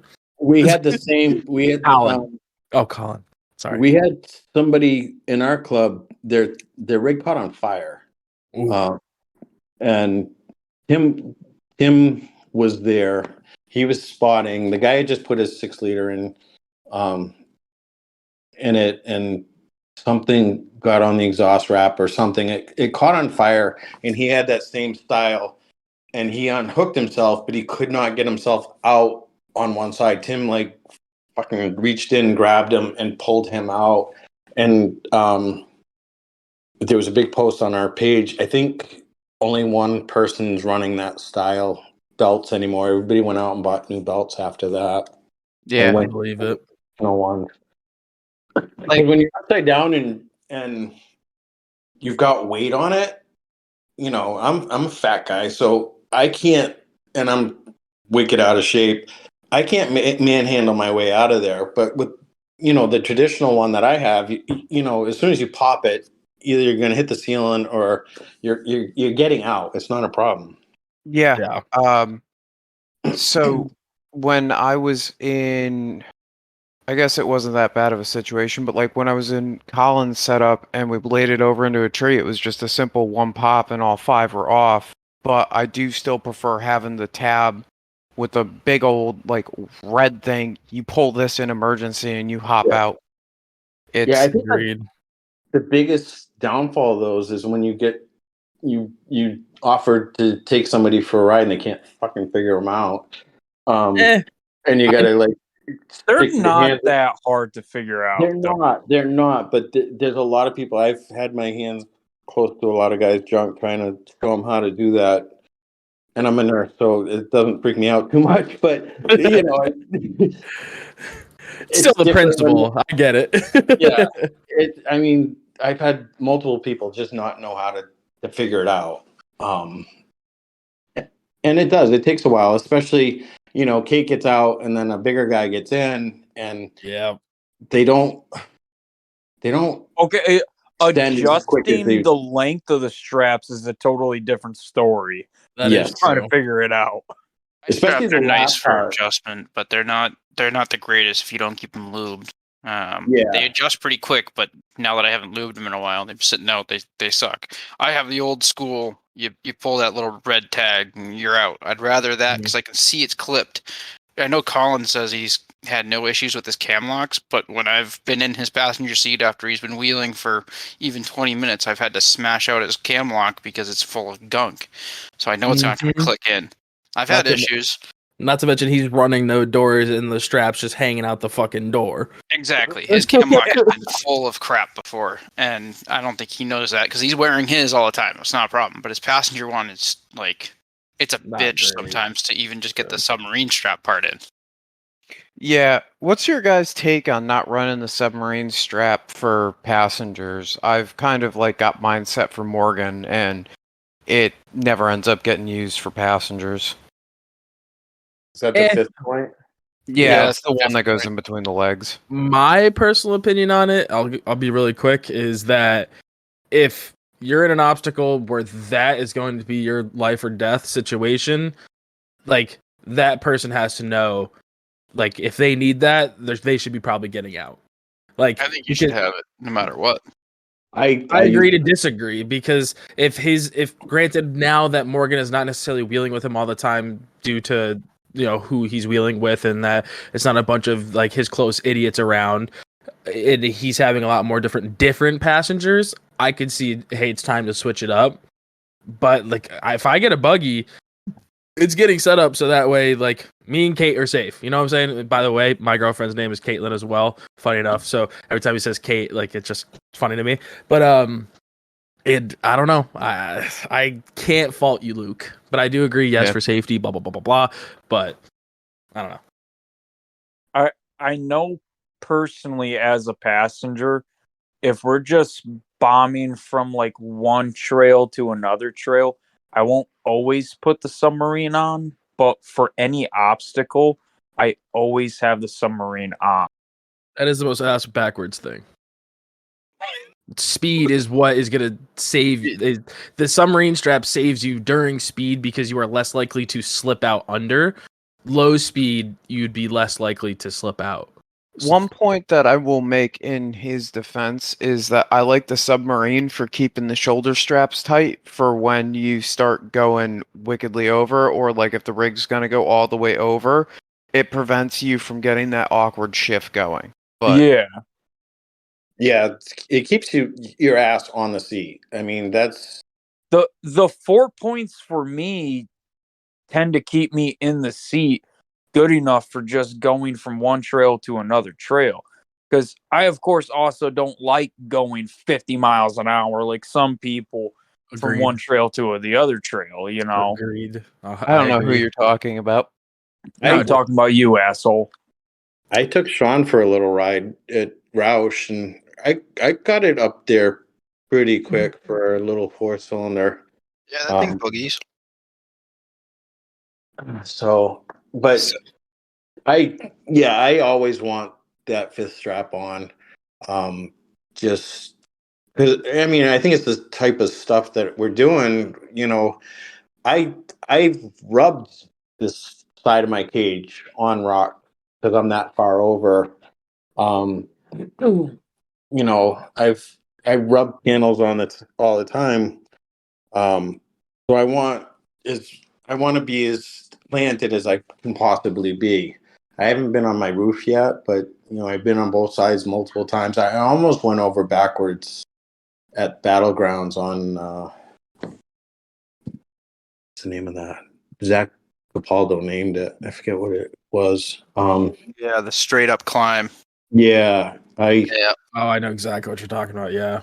yeah, I the only thing that stopped me from totally going over was a tree caught my front tire, and it was actually on that Wheel Northeast, Patrick Chase's Wheel Northeast page for a little while. It had my buggy like on its back page hanging off the tree. So Oh, shit. That's crazy. and I had put my winch where it was perfect for when I was sitting in my seat, but when I was hanging upside down, I couldn't reach it. So somebody gave me a stick.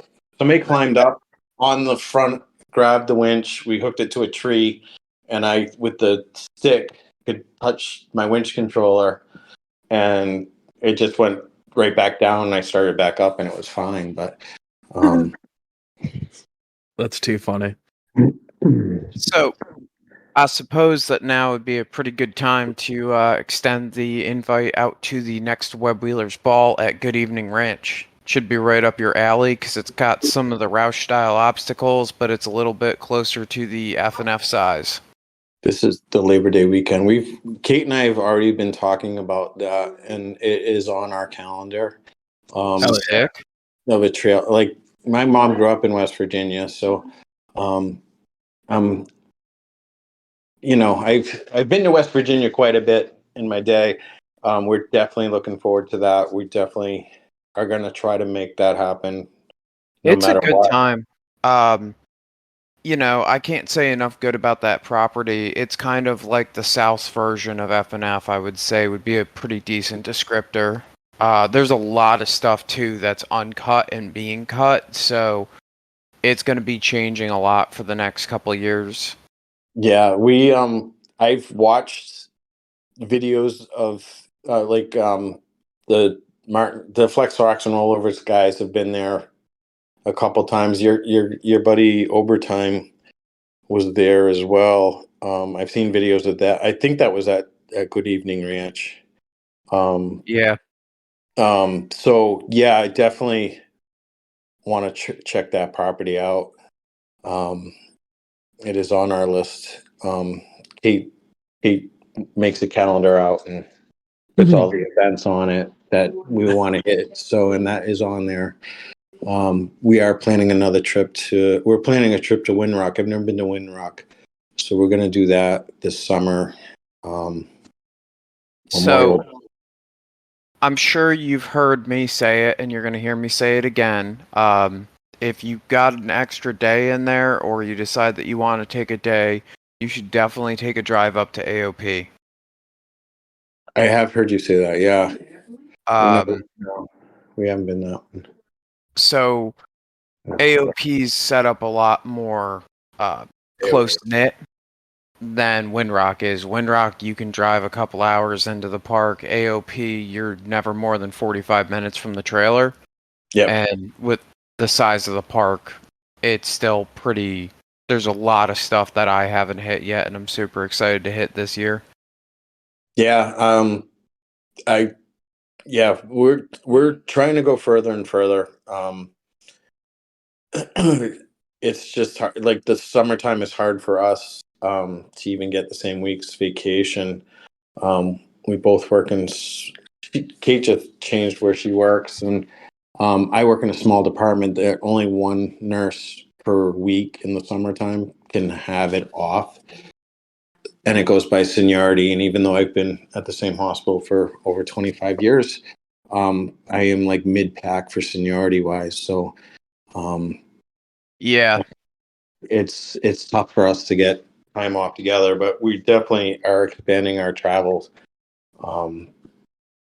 We look forward to seeing you at Good Evening Ranch. There's one spot. It's called, what is it? The Bunny Hole, Richie? The little playground there. Yeah, is it the Bunny Hole or is it the Honey Hole? I forget which. I almost want to say I heard it referred to as both. Yeah, well, Southern accents will do that to you. It's a sick little playground area, and your rig would have a black. You could probably spend an hour and a half just in that one little red trail section. Yep. And the property just goes on, and like Cadillac Hill is fun. Yeah. Ram rolled on the Rubicon Trail there. The Rubicon it's not super difficult, but there's a bunch of really hard lines that you can kind of pick in there, and it's like a choose your own adventure park. It's great. Lions Den. Yeah. That's at Harlan. Well, there's two. They have a Lions Den as well. Yeah. Good Evening has its own Lions Den. Okay. Yep. Yeah. Ice Cream Hill. Creek Trail, Ice Cream Hill. Yeah. Ice Cream Hill is a nasty one because it's like this nothing burger of a trail, and then you get to the top and there's 3 exits, and every single one of them's a motherfucker in one way or the other. Yeah, I heard you telling that story. That's where you lost it. It's hard to tell it was broken. which one. You had a fuel pump issue on that, didn't you? I had a fuel pump on my way to it. Graham blew the drive shaft there. Okay. Well, he blew the second drive shaft there. Yeah. But we're kind of getting a little bit close to the 2-hour deadline, so I figure I would ask if you've got any questions for us. I don't know if I've been asking him as I go along. I know you keep alluding to Luke going, you've had enough with the XJ and you're talking possibly buggy in the next few years. What are you thinking? So I definitely have had enough of the buggy, or not of the buggy, of the XJ. I was so confused. I was like, but you don't even have it yet. I've had enough of that too, as far as the build plans go. I have the files for the buggy. I have the suspension drawn up for how I want to do the buggy. I've been talking with Sam about doing the buggy, and we've kind of come to the adult conclusion between Morgan and myself that the first thing we should do is, instead of dropping the money on the buggy right now, buy the house, because we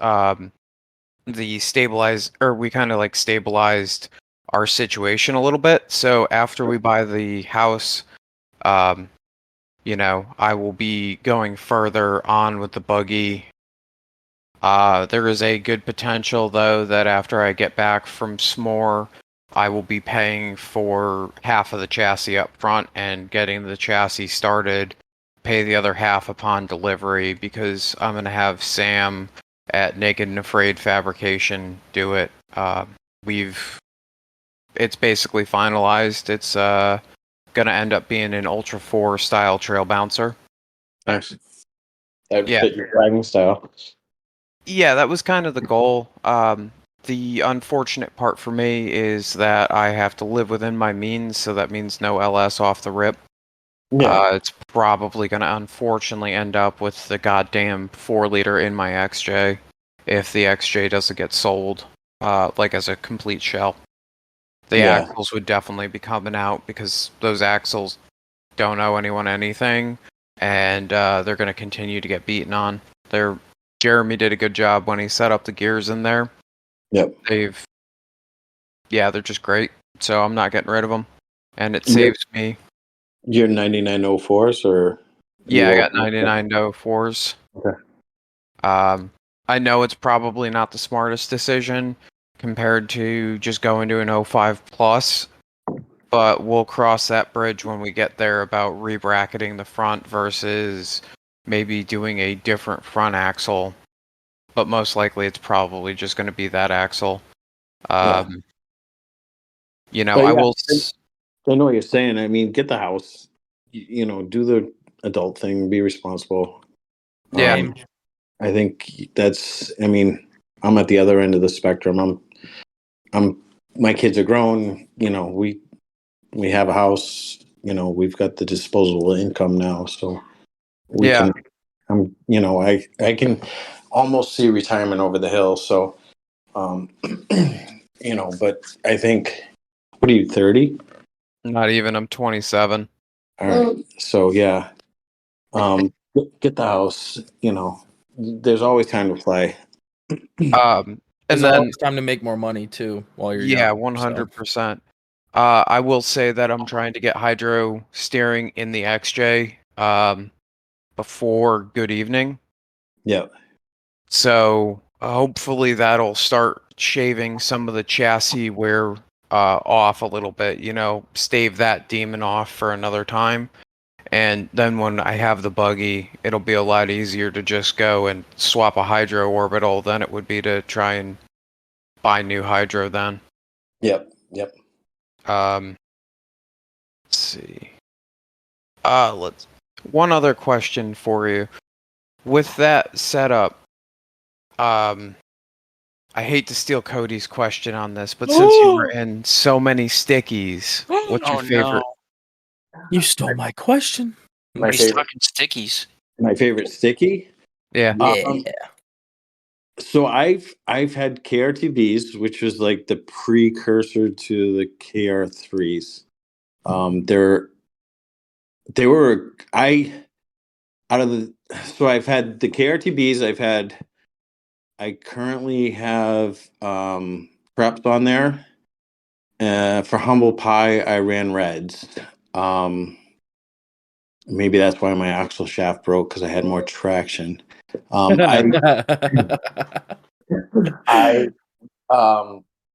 haven't found that the traps have held me back. I run a lot of trails that guys on 42s, 43s are running.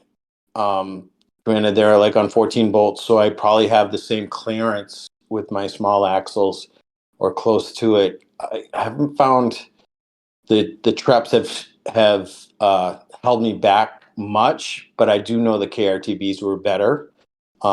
Even though they were a desert racing tire, they have a stiffer sidewall.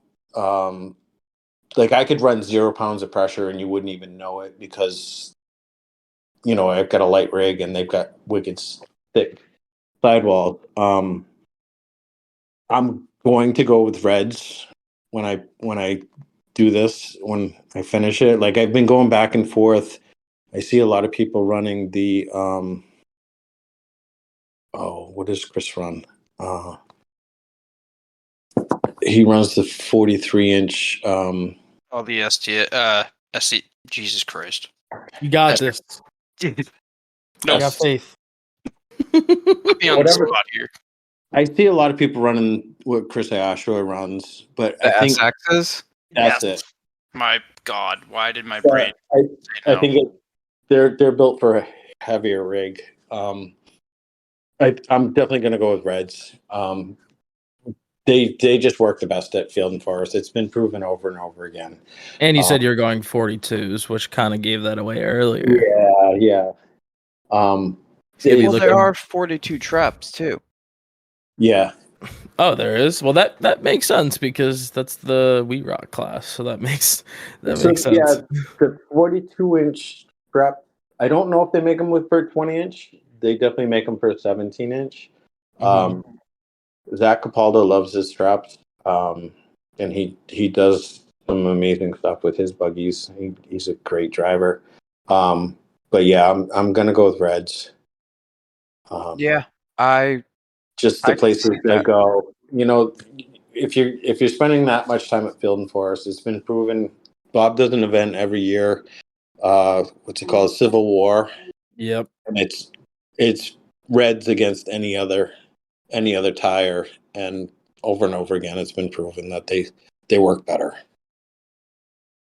I think there's a lot of variables on that though that He help. swaps You know, tires with drivers and shit. Like he'll have people swap and whatnot. Oh, do they? Okay. Yeah. They've talked about it. I don't know that they've actually done it. Oh, Bob Yeah, I said didn't that they think so. do. He told me that on the podcast. Did they? I have no idea. I'm pretty sure he did, but I could be totally wrong, dude. I think it might have said it was planned. I haven't been to that event. The times we've been away at other events when he's held it, so we've never actually been to that event. It's more that event it's a competition, but it's a friendly competition. It's a lot of ball busting. It's a lot of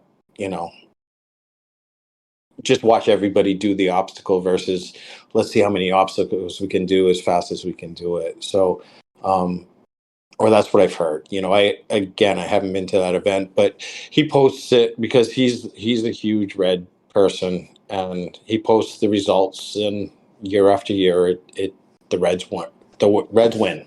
So, I'm building a buggy that I want to be able to run every trail there and use my winch as little as possible. So I'm going to give myself every advantage I can possibly give myself. So I'll go with Reds. I respect it. My worst DOT tire, before you ask me, is I'm going to go with Duratrax. I have them on my pickup truck. They're as loud as my oh yeah. They're as loud as my pit bulls that I have on my Jeep. Wow. They're loud as fuck, and they suck in the rain. I haven't tried them in the snow much. The little snow we had this year, they did great, but going down the highway, they're little 31-inch tires on my Colorado, and they're loud as fuck. Good to know. Fuck those tires. Yeah, and they seem to be wearing funny. Like, I don't know. Like, they were on the truck when I bought it. I don't know how old they are, but they seem like they're scalloping pretty bad. And no, but it's got 41,000 miles on it. So yeah, those are my least favorite DOT tire. I took Cody's question away. I'm sorry. No, hey, dude. You're the man of the hour. Okay, well, 2 hours now, but Yeah. you keep doing your thing. But do you have a favorite? I know that you have your Wrangler, and I'm assuming that it wasn't on stickies. Have you noticed any tires that you thought were better than others? So I had Toyo RTs. So they're between the AT and the MT. There's an RT. I had those when I met the Rockaholics. And the first time I went to Summit, every tread just filled right up, and they didn't shake it out. I loved them on the road. I loved them in snow. I loved them in rain. I didn't like them off road. The Jeep, it came with some fucking cheap ass tires. I forget what they were. They were 35s. They were terrible in the rain. They were 35 on 20-inch rims. Terrible. It was definitely mall crawler when I bought it. And then I went to the RTs. I loved them until Summit. And I got a lot of crap about, how do you like those all-terrain tires now? So I came across a set of pit bulls. Some guy in Connecticut was selling them for not a bad price, and they're pretty aggressive. And it was before some people still kind of liked them. They're wearing phenomenal. They're pretty hard, but they're loud. It sounds like a Cessna airplane is following behind you. They're just this constant loud hum. That's how my IROCs were. They were so fucking bad. Yeah, I mean, but they're wearing well. One of them's got a slow leak, but they've worked okay. They clear out pretty well. For a DOT tire, they do all right out in the woods. They do dig some holes if you're spinning, but that's usually not my style of wheeling, anyways. So they've worked out all right. Hell yeah. And now I got. Oh, sorry, God. Sorry. Go ahead. No, go ahead.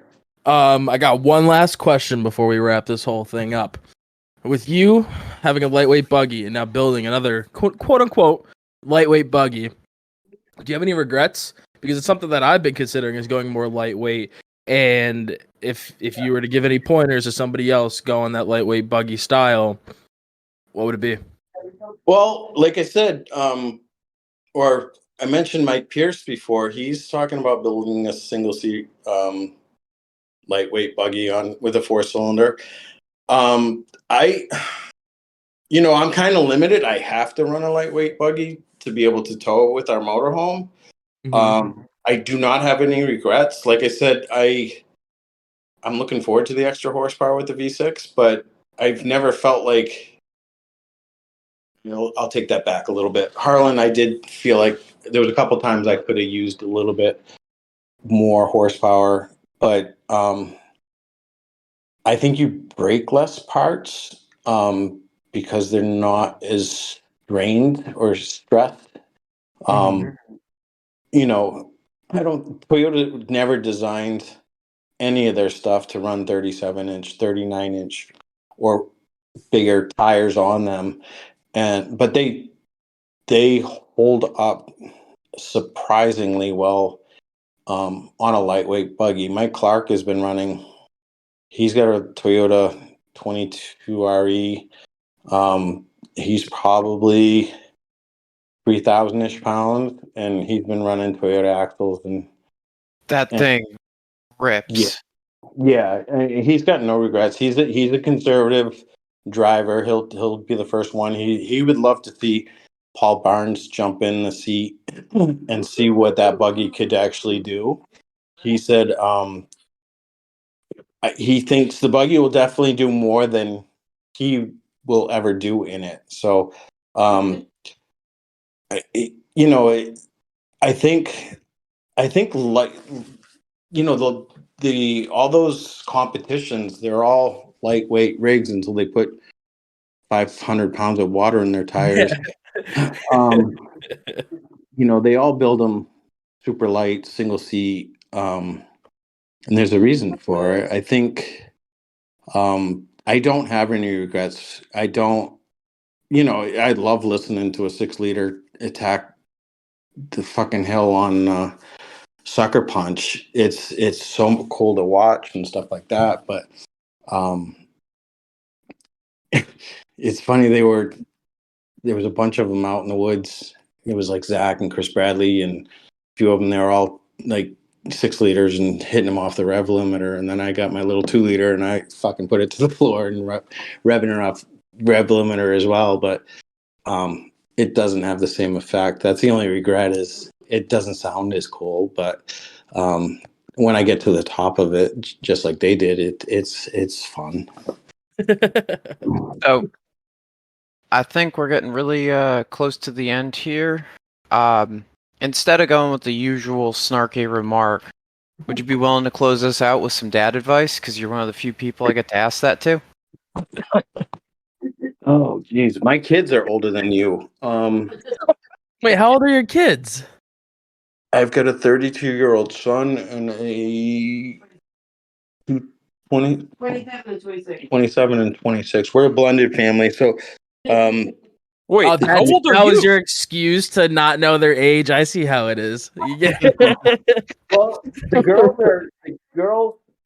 are 9 months apart. Mhm. Kate has a daughter and who's 27, and my daughter's 26. Oh, gotcha. To answer Richie's question, I am 51 years old. I was 19 when my son was born. So that would be my fatherly advice: is don't have a kid when you're 19. But you've already gotten past that. True.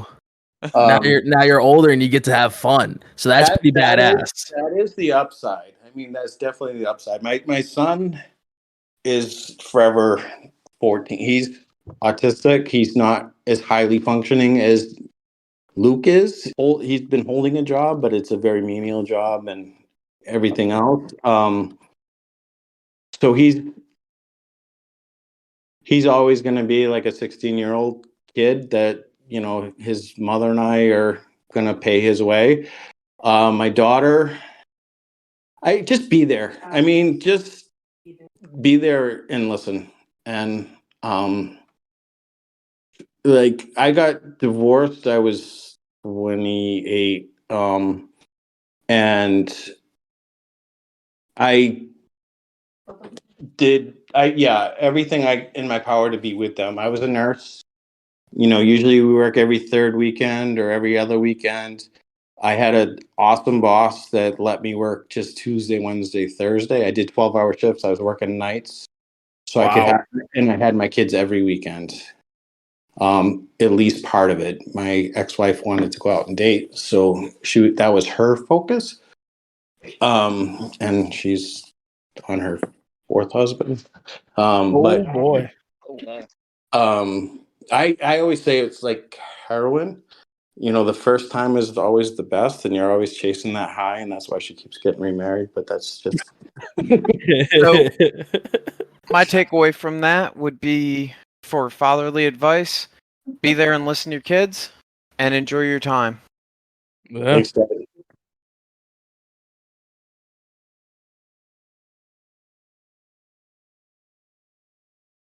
Thank you. Thank you. Absolutely. Thanks for coming on, man. Appreciate all the Wait, words of what wisdom about and the all animal that. fact he had keyed No, up? he had an animal fact? Hold on, Yes. Luke. He had a fucking animal fact and we didn't ask him? Get in there. Give us a cool animal fact. Hit us with it. All right. You want to hear it? Yeah. So cats carry a bacteria in their mouth. It's called Pasteurella. When a cat bites you, their bite is like a needle, and it delivers that Pasteurella into your hand, or wherever they bite. A dog or a human, when they bite you, it rips your skin and air can get there or whatever. But a cat, it's like they inject venom under your skin. And if they bite you 5 or 6 times, you can spend 6 days in the hospital. What? Really? What the fuck? And almost lose your hand. I can send you guys some pictures of it.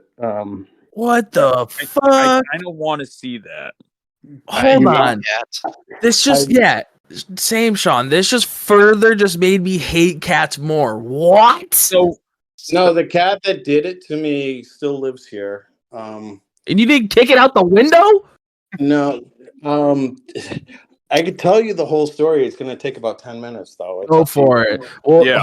I'm gonna add a note. This will be an extended cut. We're gonna we'll give it to the people who really listen. In 2016, I think it was, we're on vacation the week before Christmas. We had just gotten 2 cats, and one of them is a totally black cat. Gordy was out peeing. I opened the door for him to come in, and Buddy, the black cat, went past him and out the door. So Gordy now turned around and went back out. So one went left, one went right. We know which one went left. Exactly. That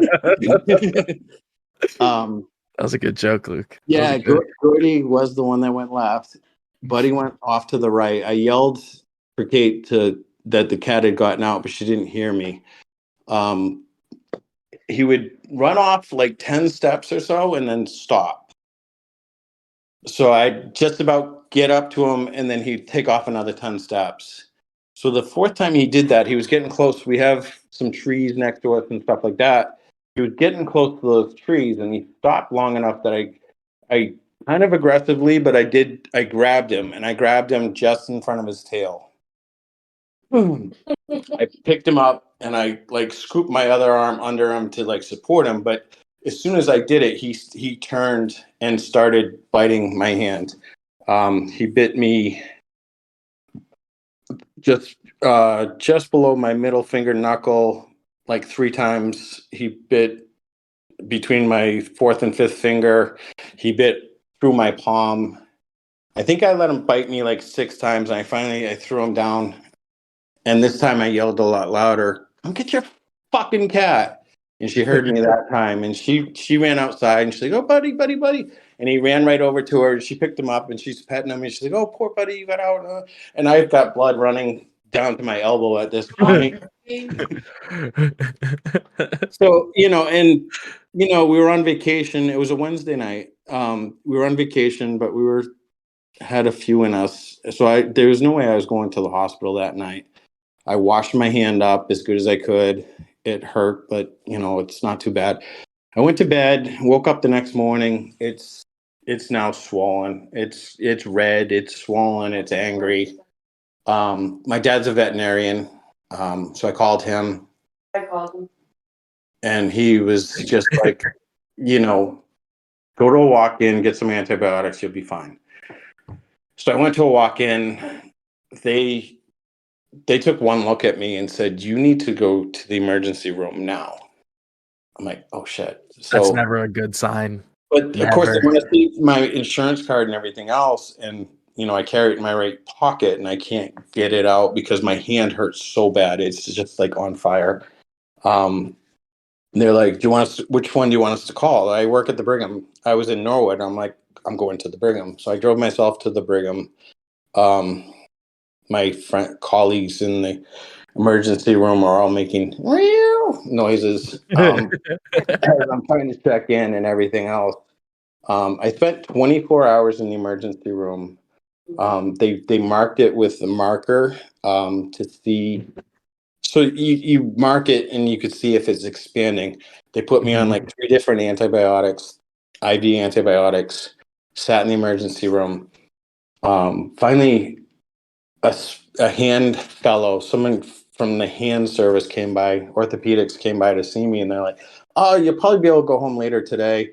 Waiting for my fellow to come by. We'll take a look at you and we'll probably send you home." I'm like, but the mark from yesterday, the redness is another inch beyond that from just the 24 hours, and I've been on IV antibiotics. You're not going to send me home on IV antibiotics. You're going to give me oral antibiotics. They're not going to work. So, I've been, like I said, I've been at the hospital for, at that point, 20 years. Yeah. So in each room, there's a computer. I pulled one of the computers over to me and one-handedly typed in I did a fellowship with when I worked in the surgical intensive care unit. He did his surgical fellowship there. And he now is a world-renowned plastic surgeon that does hand transplants. Well, that's cool. What the fuck? So I'm like, "Simon, I don't know if you remember me, but when you were on 7C, I was there. I'm in the emergency room. I had a cat bite." He, within 10 minutes, was at my bedside, opened my hand up, stuck swabs into this really inflamed, painful hand, swabs in it, said, "I would admit you and take you on as my patient, but it was the 23rd. Yeah. He said, "I'm leaving for Christmas." He said, "I'll see if one of my colleagues can help out." Long story short,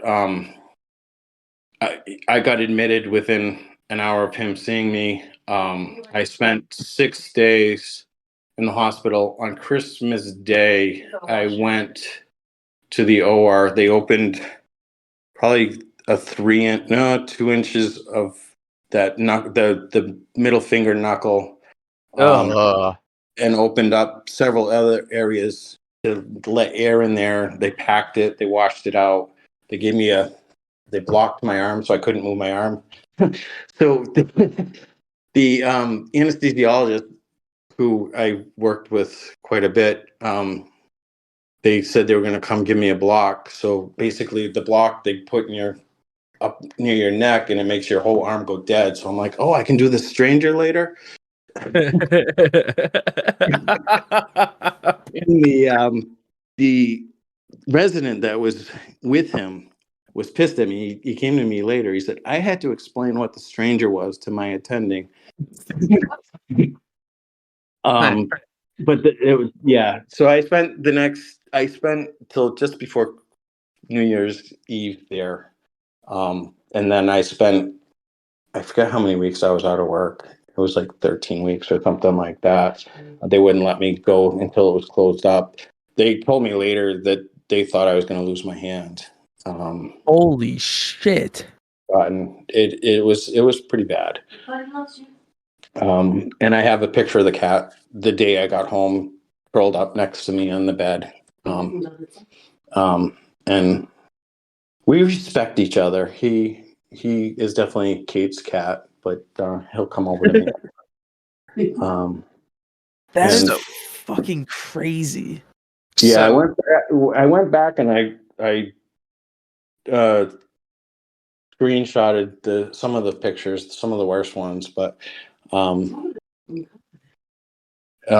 yeah, I'll send them to you if you guys want. I spent hours or days by myself, and I did at one time I did put pants on and walk down to my department and walk through with a big cast on my hand and stuff like that, but it was So, go ahead. I got a cat fact as well that I've been saving for a couple weeks when we get through this. It's similar vein. All right, go for it.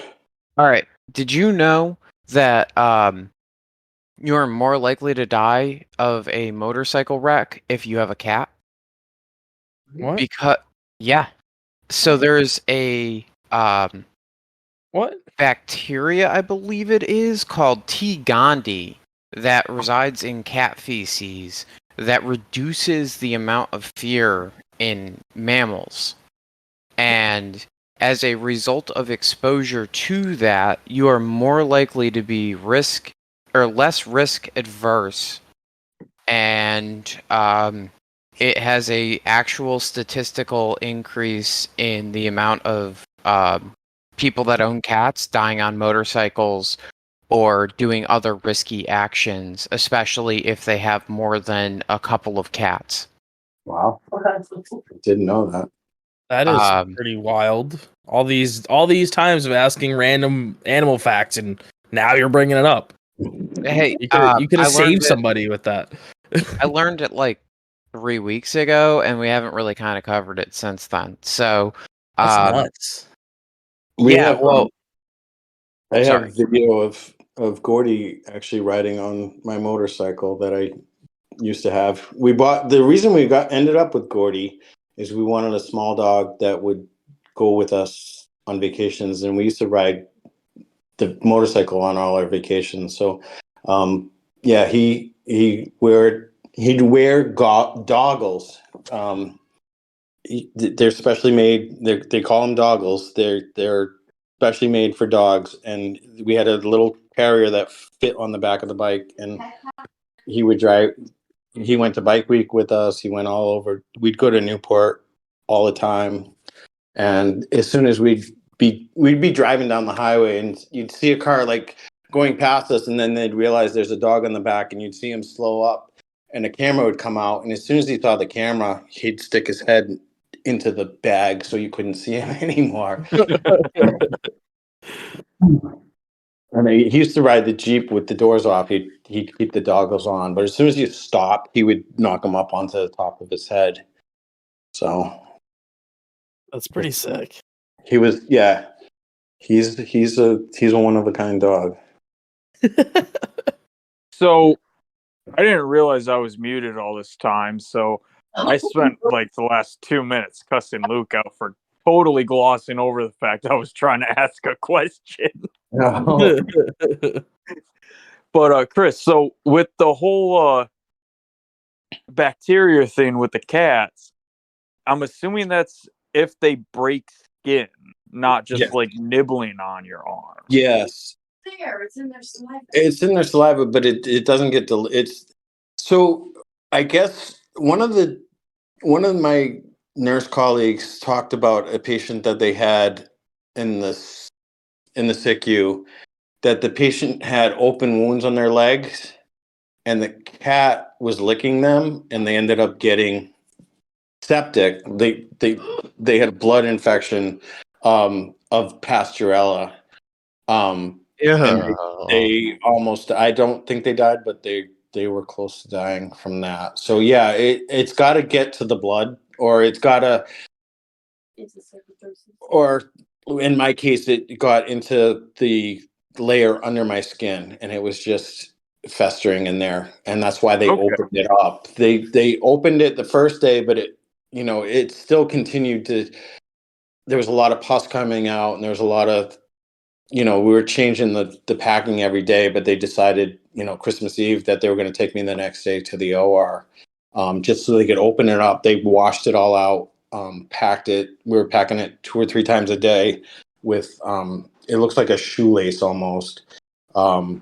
It's sterile gauze, but it looks like a shoelace, and they would shove the big wound. I could shove probably 12 to 18 inches under my skin of, that packing, until they told me, just stop. It's good. It's clean. Just let it now heal from the inside out.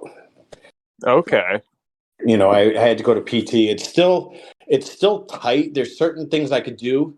I think they thought I'd lose a lot of mobility, but as soon as I could move it, anything that hurt, I did. Like if it felt tight, I tried to stretch it as much as I could, and it wasn't anything they told me to do. It was just, I don't know. I felt like it needed to be done. And it's still, there's certain movements that I do that it's still, I can feel the muscle in there that's tight. And I crack the middle knuckle a lot. It just feels tight, and I just bend it backwards a little bit, and it pops a lot. Okay. All my Facebook friends hated me when it was happening because I was like sending pictures the whole 2 weeks. Like, there's certain shots you can actually see the tendon under. Like, there's a big opening. They sutured the middle of the biggest one. They sutured it because it's right on my knuckle. So every time I would make a knuckle, it was gonna pop open. So there's an opening above it, and there's an opening below it, and there's a suture in the middle. But if you look into the wound, you can see this white band, and that's my tendon. Ugh. That's awesome. Yeah, I've seen that too many times at this point. So there's a way can you see it on like the podcast page? Instagram? No, the one on BCO dash podcast. Yeah, the podcast that we're on right now, I just uploaded 2 pictures of. Oh yeah. So for us for us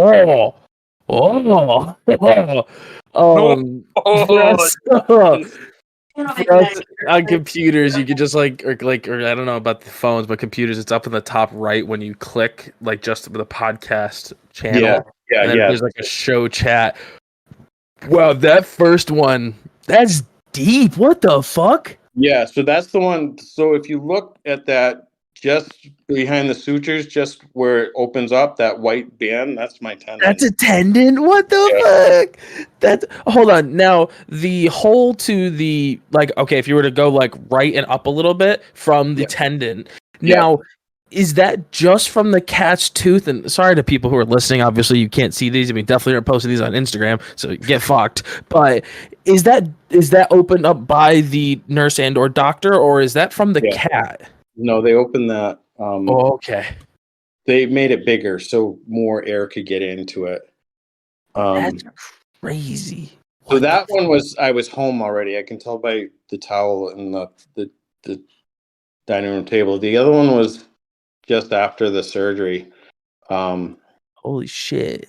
Actually, yeah. So you can see the second one, you can see there's the long one, then there's one above that, and then there's one on the third knuckle, and then there's one in between the 2 knuckles, and then there's one just before you can see the wall in the background. There's one more there, and there was one he did on the other side of my hand on the palm. That one never had any problems with it. So there's 1, 2, 3, 4, 5 there, and at least one on the other side. So he got me. Holy shit. He And on fucked you that, up. yeah. I just keep looking at that, and every time I look at that, I see the fucking tendons, and like I've gotten cut a couple times in the machine shop pretty good, where like you can look down and see fucking tendons moving, and Yep. it just brings me back to that. And yeah, super glue also works wonders for closing that up, by the way, and it stays when it hits tendons. Yeah. Wow. That's rough. Yeah. That is. It was going on. So on that chat, I posted a picture of the chassis that I won, and I posted the motor coming out, and I posted me driving out on that log. So Oh, it almost looks like a rock lizard chassis. It has a really similar style to the rock lizard. yeah, That's it's cool. very similar. I'm excited for it. The one I sat in didn't have it, just had the main hoop. It didn't have the back, it didn't have the front on it yet. I'll hopefully be going down there again. He literally lives, when I was driving there, he lives probably 10 minutes from Kevin's shop. Because he's in Durham, I think, or the next town over from Durham, Connecticut. But as I was driving there, I'm like, fuck, this is like, I thought of Kevin all the way there. It was kind of a surreal. Yeah. On that note, so I almost ended up meeting you the first time because I was over at Kevin's shop. When we were doing my shock hoops, he had your rig in there when it was still like really freshly bought, and he was doing the rear cage stuff. Yeah. And he actually taught me how to bend tube on some of your rear cage stuff. Oh, really? Yeah. Yeah. We ended up. So the main hoop is still there. The rear, we cut it at the front.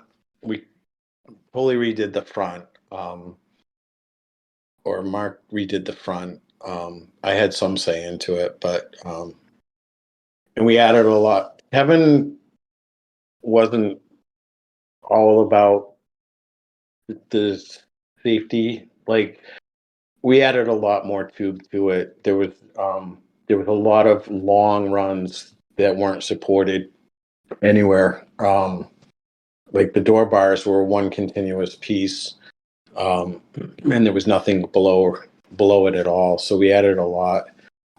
But yeah, he got me a good ways into that build. He kept Great, me. dude. Yeah, he kept me wheeling. He he did a lot for me. A lot. I've kept the thread. You know, I still refer back to my messenger for facts that when I need something like that we had discussed, I'll flip through a year's worth of stuff just to find that one conversation where we're talking about how long my axle is or something like that. Yeah, he was a great guy. It was a big loss. Literally and figuratively. Great Yes. fucking dude. I still have my chat with him, and miss that dude a lot. He was supposed to come on the podcast and then had the inconvenience of, I think it was that day, dropping. Well, yeah. It was a few days beforehand, but yeah. Yeah, I remember that podcast when you found out, and yeah, it brought back a lot of memories. I did go to, we had something at Field and Forest. They actually have two trails. There's Crock of Shit is one of the trails. It is named after him, and there's Cape Al Clam on Elm Street. One of the obstacles he would only do it for humble pie, and the other one is the Bounty Hill. When we have bigger events on like Saturday night, they go to the Elm Street climb, and it's a serious climb. And one of the years they everybody that competes puts money in the hat, and whoever gets up the fastest wins it all. Kevin wanted them to do it a second time, and he started screaming out and passed the hat, and he raised more money than the original pot, and so they would do a second round. And yeah, we did a memorial thing. Mike Catrini was one of the guys that spoke about him, and yeah, I had to wipe my eyes after it was over. It was, like I said before, Mike's a very emotional guy. He's a very heartfelt guy, and I didn't realize how close their thoughts were and how much time they actually spent together. But yeah, it was a big, he was a rockaholic. I mean, he was also Eastern. He was a bunch of clubs, but yeah, it was, it was a big shock to everybody. He's the guy that got me the 99 to 04 axles from Tyler, and how I ended up meeting up with Tyler. And I think that your dad advice about your kids really applies to a lot more than just your kids. Oh yeah. Value your time with the people that you know. Yeah. Tomorrow's not guaranteed, definitely. So yeah, live for today and think about it tomorrow. Yeah, try to be the best person you can be. Unfortunately, though, I do think that at this point we do probably have to close it out. All right. Great time. I really enjoyed it. Maybe we'll do it again after my buggy's done.